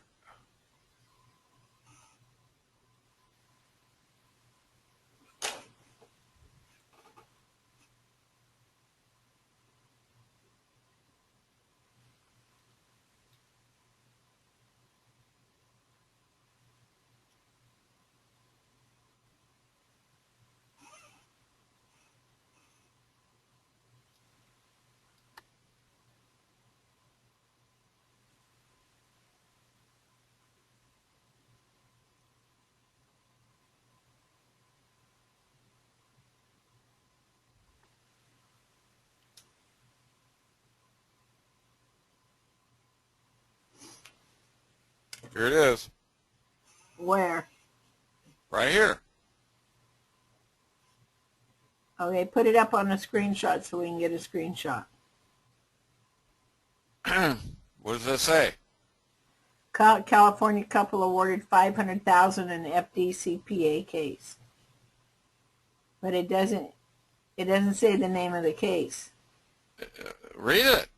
Last That's true. month, Manuel and Luz Fausto won one of the largest collection awards documented in the last couple of years under the Fair Debt Collection Practices Act against Credigy Services Corporation. A California jury awarded the Faustos $500,000 in damages caused from harassment by Credigy collectors. On the sum granted, $100,000 was for actual damages the Faustos experienced, while $400,000 was in punitive damages granted for malicious and reckless disregard of the couple's rights. According to one of the Faustos' lawyers, David Humphreys at Humphreys Wallace Humphreys PC, and the case stemmed from a debt on a Wells Fargo charge card opened in '92. Humphreys stated that Faustos consistently paid the account balance on the credit card, but the balance kept increasing. The Faustos then requested that the account be frozen, but their request was declined by Wells Fargo branch. Humphreys said Faustos received assistance in paying the balance from local businesses that promised to negotiate a discounted payoff of credit card balances. The Faustos were under the impression that the debt owed to Wells Fargo was paid off with two money orders in late 1990s. In 2006, Credigy contacted Faustos with a demand of almost $17,000. Humphreys noted that a Brazilian affiliate of Credigy made over 90 threatening calls and sent numerous letters to the Faustos' home even after cease and desist notice was sent to the company. Luz Fausto recorded the last phone call made by the debt collectors, which documents false claims that threatened the Faustos' livelihood.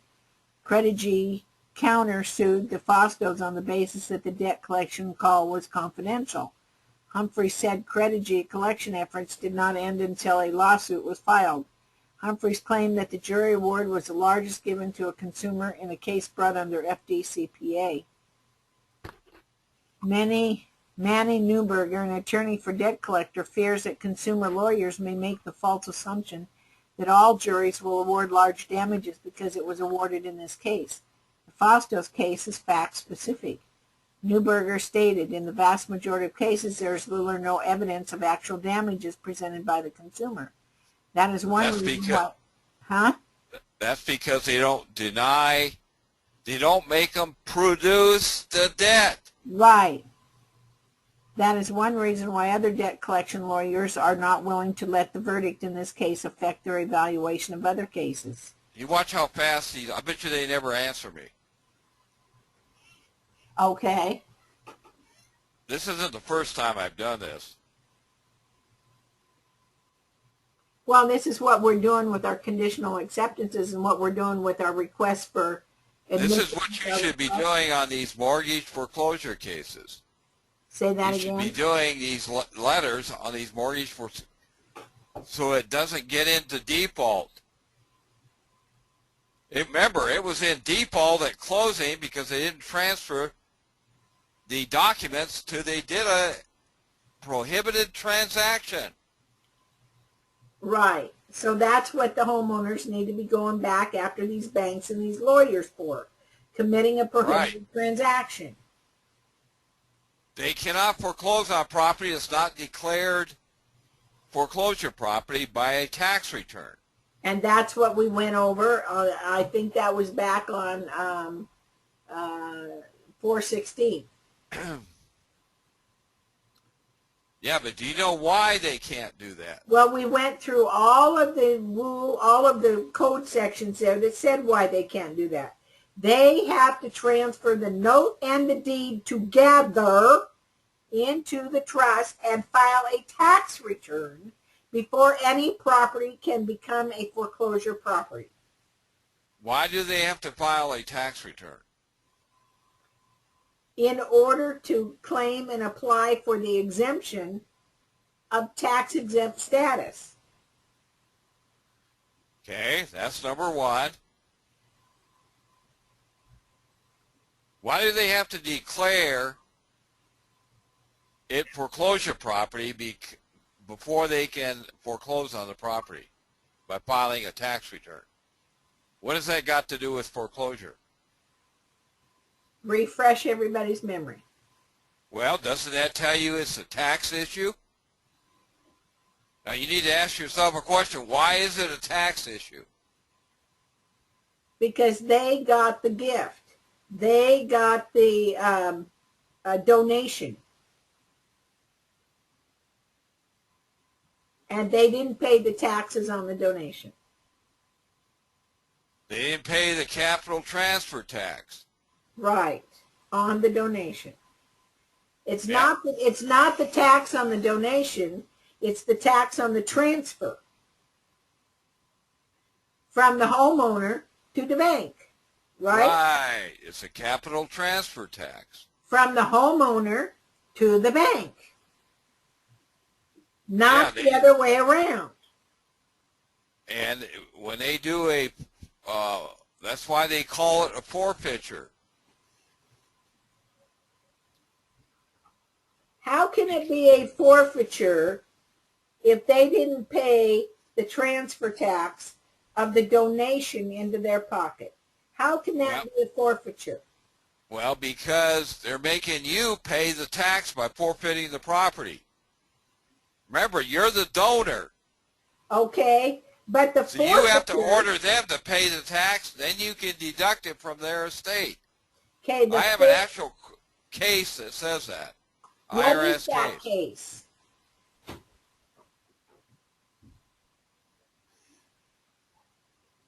Hang on. Okay, everybody got this written up? The complaint is on the, I have the complaint too that they filed. On this Fastos. Yes, I have the actual put the complaint down. Fastos. You need to, you should never get into court on a debt case.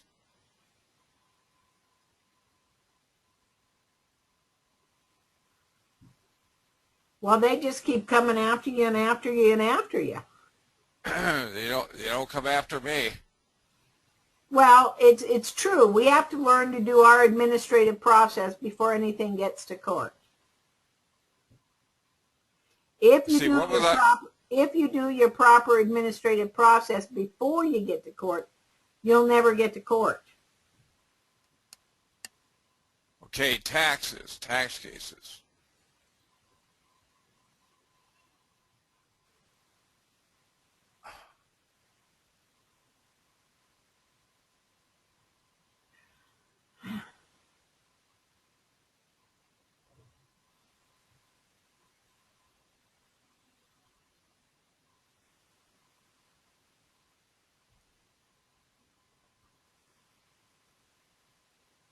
Okay, I think it was I'm trying to find the.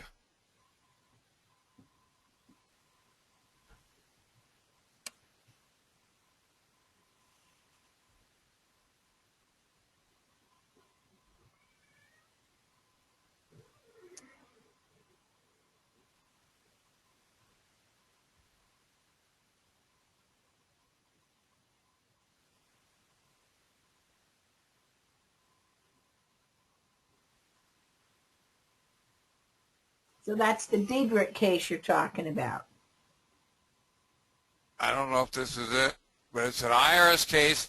And it says that the donor can order the donee to pay the tax. We went over that already on the webinar at great length. Yeah, well, that's the case. It says Tom, that. okay, do But you you have to continue? do that. You can't just sit there on your duff waiting for these people to run over you. Do you have the Diedrich case complaint? That's not the case. Tax claims.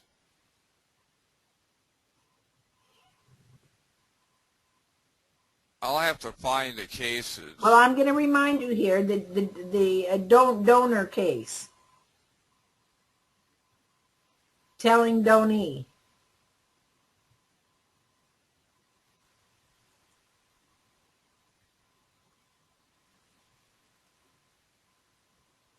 You know which case it is in that case. What we're trying to get is some of these documents that people can use as examples to help fashion their issues.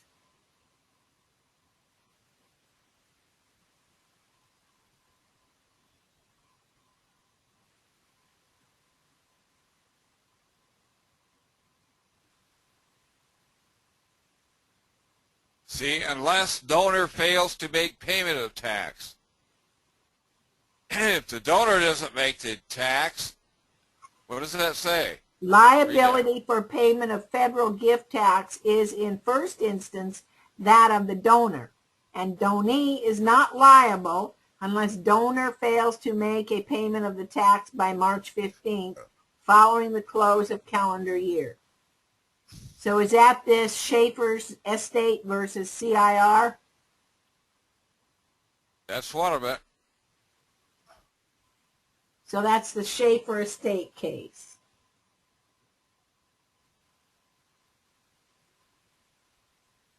There's another one here that's even better. Okay.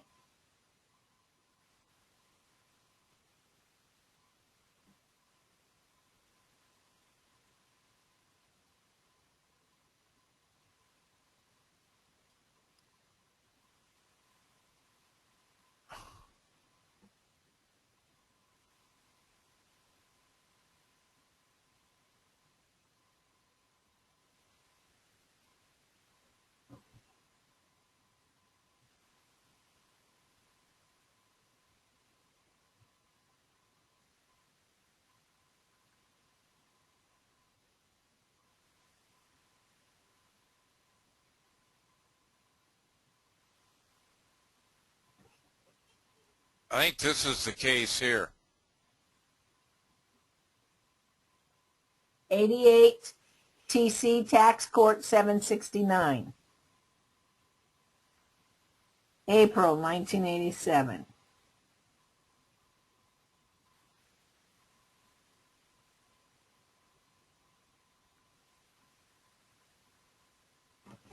Well, I had a whole thing on this. It goes into the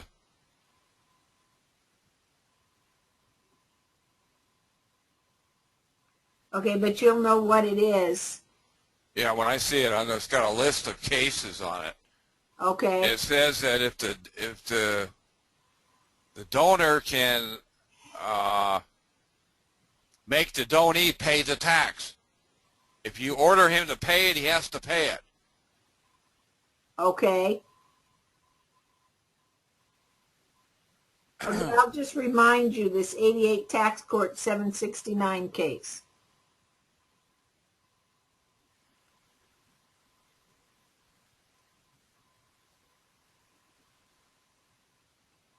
Do we have Send any one of these. Do we have any handouts this week, Gene? Yeah, I'll send you that letter. The letter that I did there. The Sears letter. The Sears Yeah, letter. the Sears letter, yeah. And that would take care of even mortgage companies, wouldn't it? You can use this stuff on mortgage foreclosure.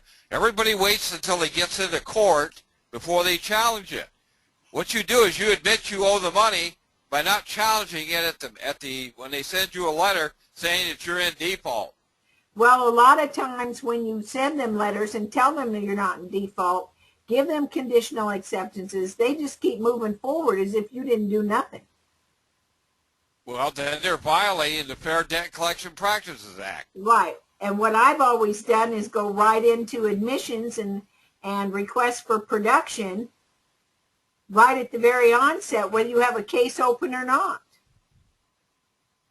Then when they don't answer, then you've got something when they haul you into court. Now you've got something to say, hey, we've got discovery that they haven't answered. And it's been 2 years and they still haven't answered it. So I'm going to ask this court to order them to answer it. Then that attorney and that company is going to know they're hung. Yeah, they have to answer it. I mean, how long does it take when you put out the letter that we went over last week informing the Criminal Investigation Department of IRS of all the violations of tax evasion? How long does it take to get an answer? You made the statement that they spit Elvick out in 2 hours. But they're not doing that now. Even these wardens and these judges that get these letters, they're not doing anything. Getting what letters? You're generalizing. No, the letter of the criminal investigation request into the IRS on all the tax evasions. The letter we went over last week. Okay, who sent the letter in? The defendant. Yeah, what did they get? They haven't gotten anything. No response. They haven't. Well, we got one guy that's in jail. They haven't spit him out yet. It's only been a week, though. So I wondered, people are asking, is there a time frame on this? You said they spit Elvick out in 2 hours. Well, they were already out. He was already out. He was on parole. On parole. What about someone that's in jail? It still is all the tax evasion that they're doing. It doesn't change. Well, for something like, if you're in jail, you write a different letter than when you're out of jail. Okay. But what we find that a lot of people over so many years have found that we're trying to find the recipe that will encourage these agents to do something and not respond to you with silence and keep on moving what they're doing as if you never did anything. And then they come into court and claim that you've already defaulted and on and on and on, and you've sent them 25 letters with no response, claiming all of these issues that we've been learning on these webinars. I'm sure that those individuals are trained to not answer anything. But I suppose if we came after them with this public law that you just had up there a minute ago, under the Fair Debt Collection Practices Act, maybe there would be some more teeth and stuff, and it might encourage these attorneys to back off. That's what they're doing. They're going after people for money. Yeah?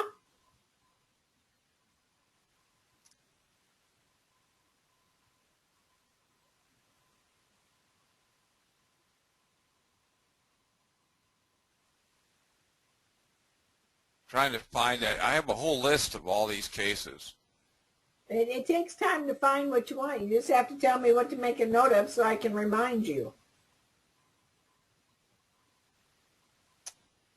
Which specific case it is. It's a Commissioner of Internal Revenue case. It says that they have to pay the tax if you appoint them.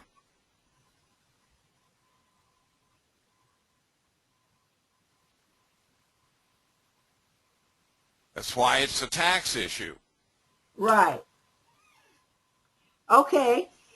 Well, I've got that down on my notes. So, guys, we're going to try and help Jean to remember these handouts tonight or tomorrow. And when I send out the webinars this week, we'll have some handouts, right, Jean? Yes. Okay. So I will just label, we've got 1, 2, 3, 4, 5, 6, 7 handouts here. And I'll remind you of that after the webinar. We're down to the final closing minutes. Have you got, what are you closing with? We'll go over the, I'm going to go over a security agreement too. Okay, go ahead. I've got a UCC1 here. You were supposed to give out a UCC1 example. People have been asking for it now for 3 weeks. Yeah, this is it here. Okay. This is how you do a UCC1.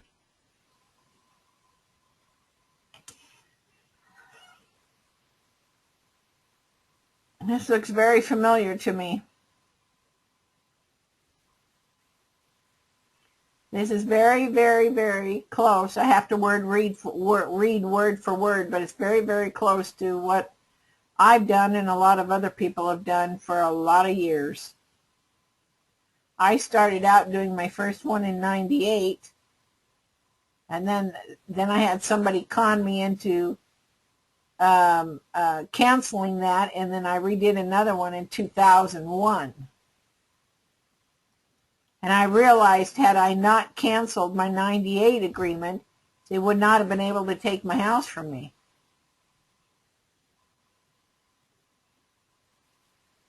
You need to do an ag lien if you A want what? to stop these for An ag lien. agricultural lien? AG, agricultural lien. Lien. Okay. Yeah, this is very, very familiar to me, what you're showing. What's an ag lien?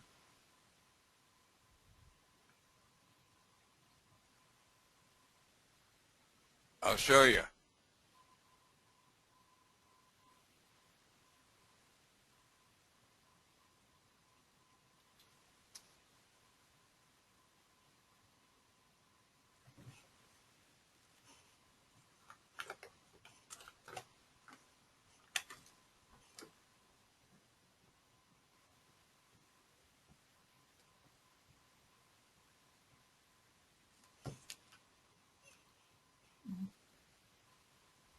Agricultural lien means an interest. Oh, you moved it away. I don't know where it went now. There it is. Where? Where? It's right in front of you.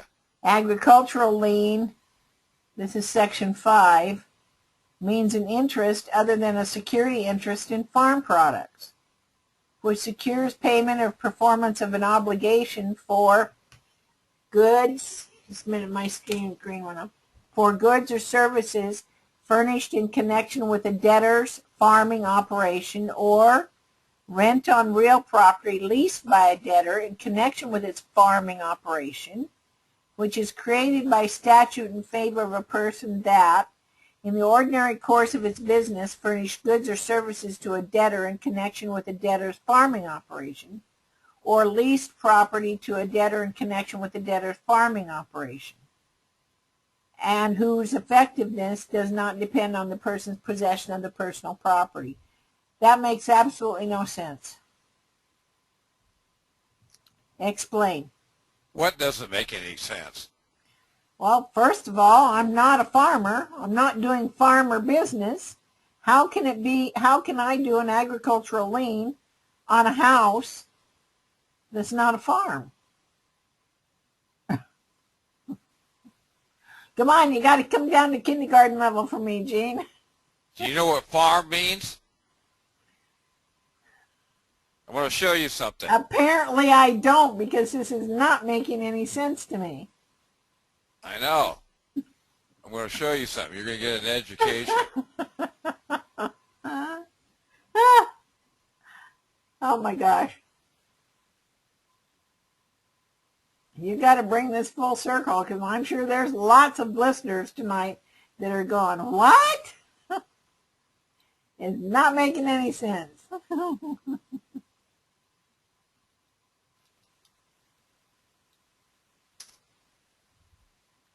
Etymology dictionary.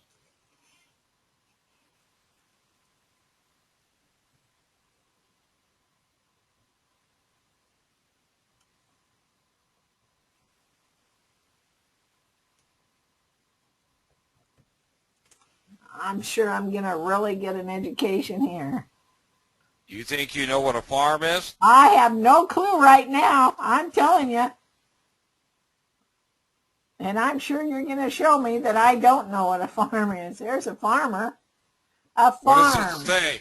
It says Farm. now. What does it say a farm is? Fixed payment, usually in exchange for taxes collected. Fixed rent.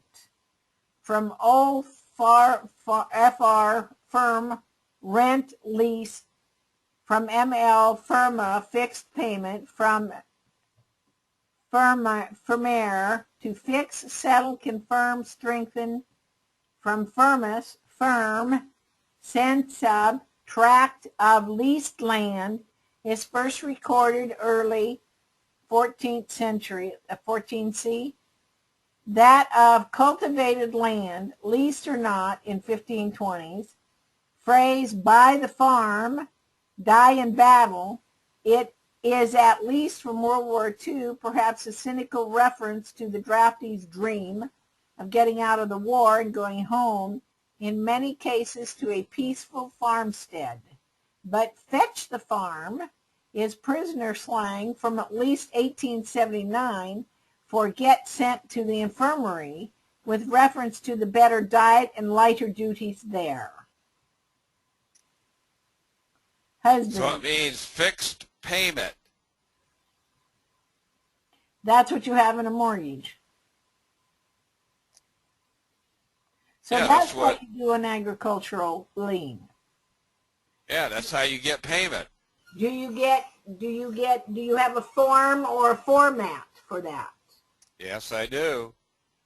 Can that be one of the, wouldn't that be the answer to almost everybody's situation? What's your first clue? It's a fixed payment. It's taxes.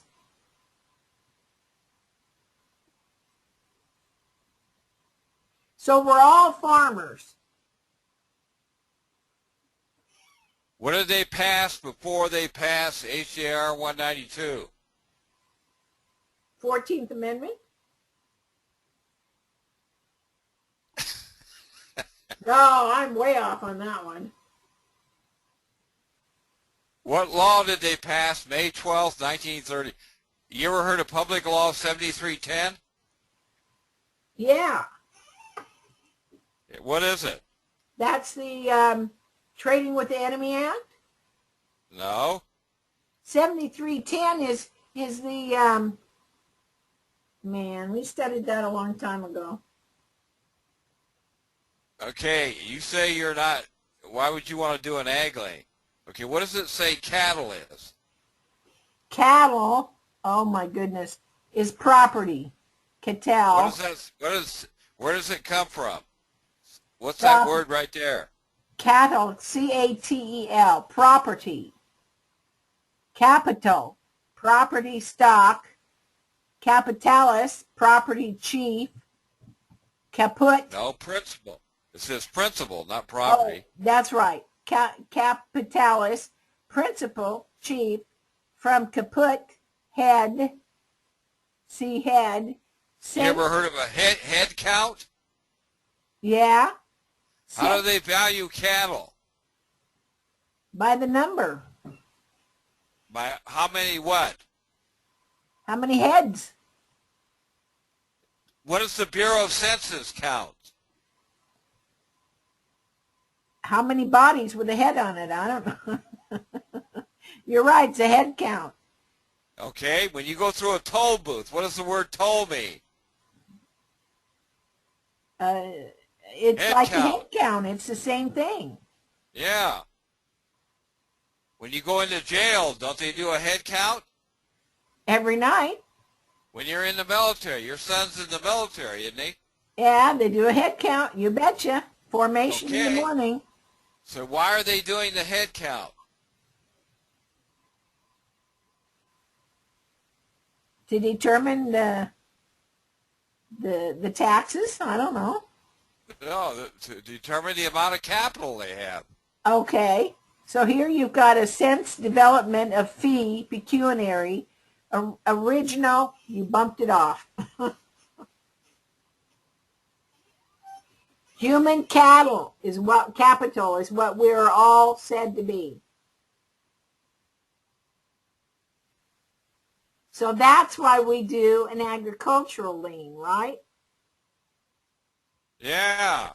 So if we go back and do an agricultural lien, then the people that are squatting or holding the land or the property, the body or whatever, they're liable, right?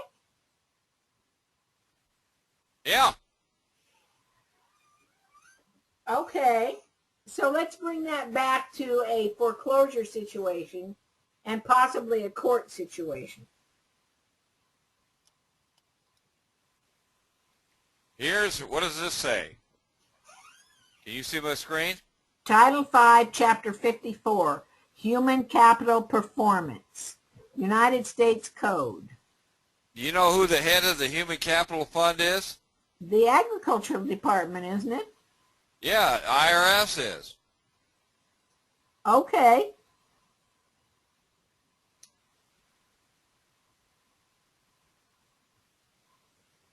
Okay. What does that say? Where? The Internal Revenue Service collects the revenue that funds the Personal Management's Federal Human Capital Survey. Wow. Okay. So would this be Your money, and you wonder why they keep throwing people in jail? Your human capital. Yeah. They get paid for every head in the jail. Right. Okay. The IRS works for the Department of Agriculture. So if you do a lien, agricultural lien, what does that do? Explain that. Gives you a lien interest. What did you just read from 9-102? I bet you didn't even remember what you read. No, I have to go study it harder. I don't have it off the top of my head like you do. Okay, it says you have the right to execution and payment on the contract. Well, that's the possessory right and the proceeds. Right? Yeah. Okay.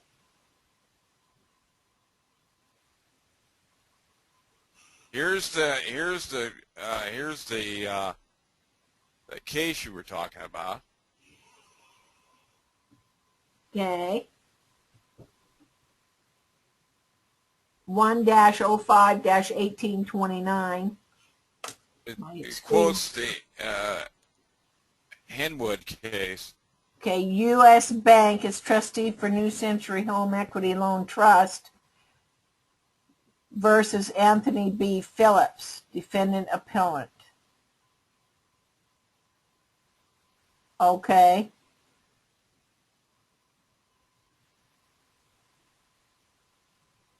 Okay. But you're entitled to,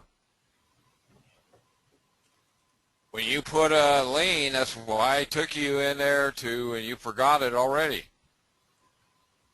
You need to write this stuff down. Well, we do write it, and we are studying every week. So your human capital, do you ever get reimbursed for supplying capital? No, we don't get jack squat. We need to get reimbursed. Why do you think that is?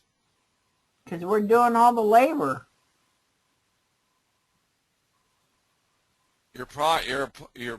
What does this say? Where? Agricultural lien. I want you to read that. Agricultural lien means an interest other than a security interest in farm products.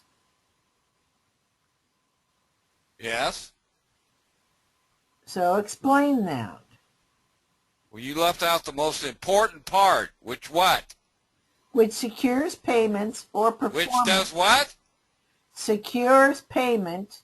Which does what? Secures payment or performance of an obligation. Okay, what's the obligation? So how do we secure payment? By filing an ag lien. Okay, so we're telling them that they have to be responsible because they are going to secure the payment or the performance on our behalf as a beneficiary? Yeah, they have to, you get paid. This is how you get paid. Okay. You're the one that's putting up the human capital. Okay. So do you have a format that one of these lien examples we can look at? Yes. We're not going to have time to do it tonight, though. Can you just show it tonight and we'll bring it back next week? I'd have to, I've got it down on my list, the agricultural lien format. I want to show you something.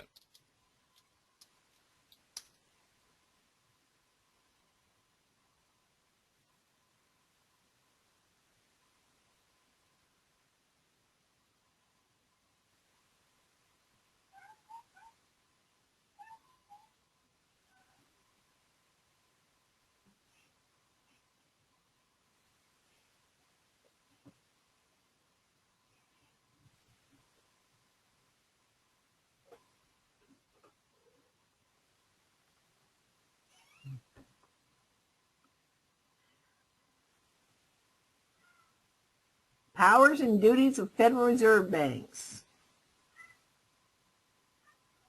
Title 12, Chapter 3, Subchapter 9.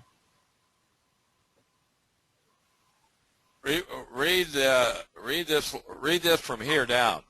Provided that notes, drafts, and bills of exchange with maturities in excess of 6 months shall not be eligible as a basis for the issuance of Federal Reserve notes unless secured by warehouse receipts or other negotiable documents conveying or securing title to readily marketable staple agricultural products or by chattel mortgage upon livestock which is being fattened for market.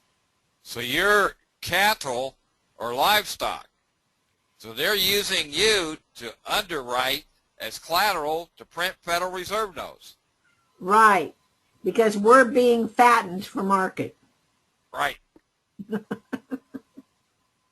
Okay, folks, we will look for an example of an agricultural lien in the handouts, and I'll be in contact with Jean tonight and tomorrow, and we'll get these handouts going out, and they should be with the webinar recordings this week. Well, with that, Jean, we've gone almost 20 minutes over our time, so again, we want to say thank you to everybody. We did not get to all the questions. We're trying to get to them as best as we can and not jump around too much with the questions. But this might be one of the key areas that we can do to preserve our rights to the possessory rights and to the proceeds of our mortgages and court cases, that we have a right to claim on such agricultural lien. With that, Jean, closing words? I love you all. I'll see you next week. Read your book, Zero Limits. I'm going to give you a test next week. Thank you very much, and we'll see you all next week. I'm going to stop the recording now. Thank you, and good night.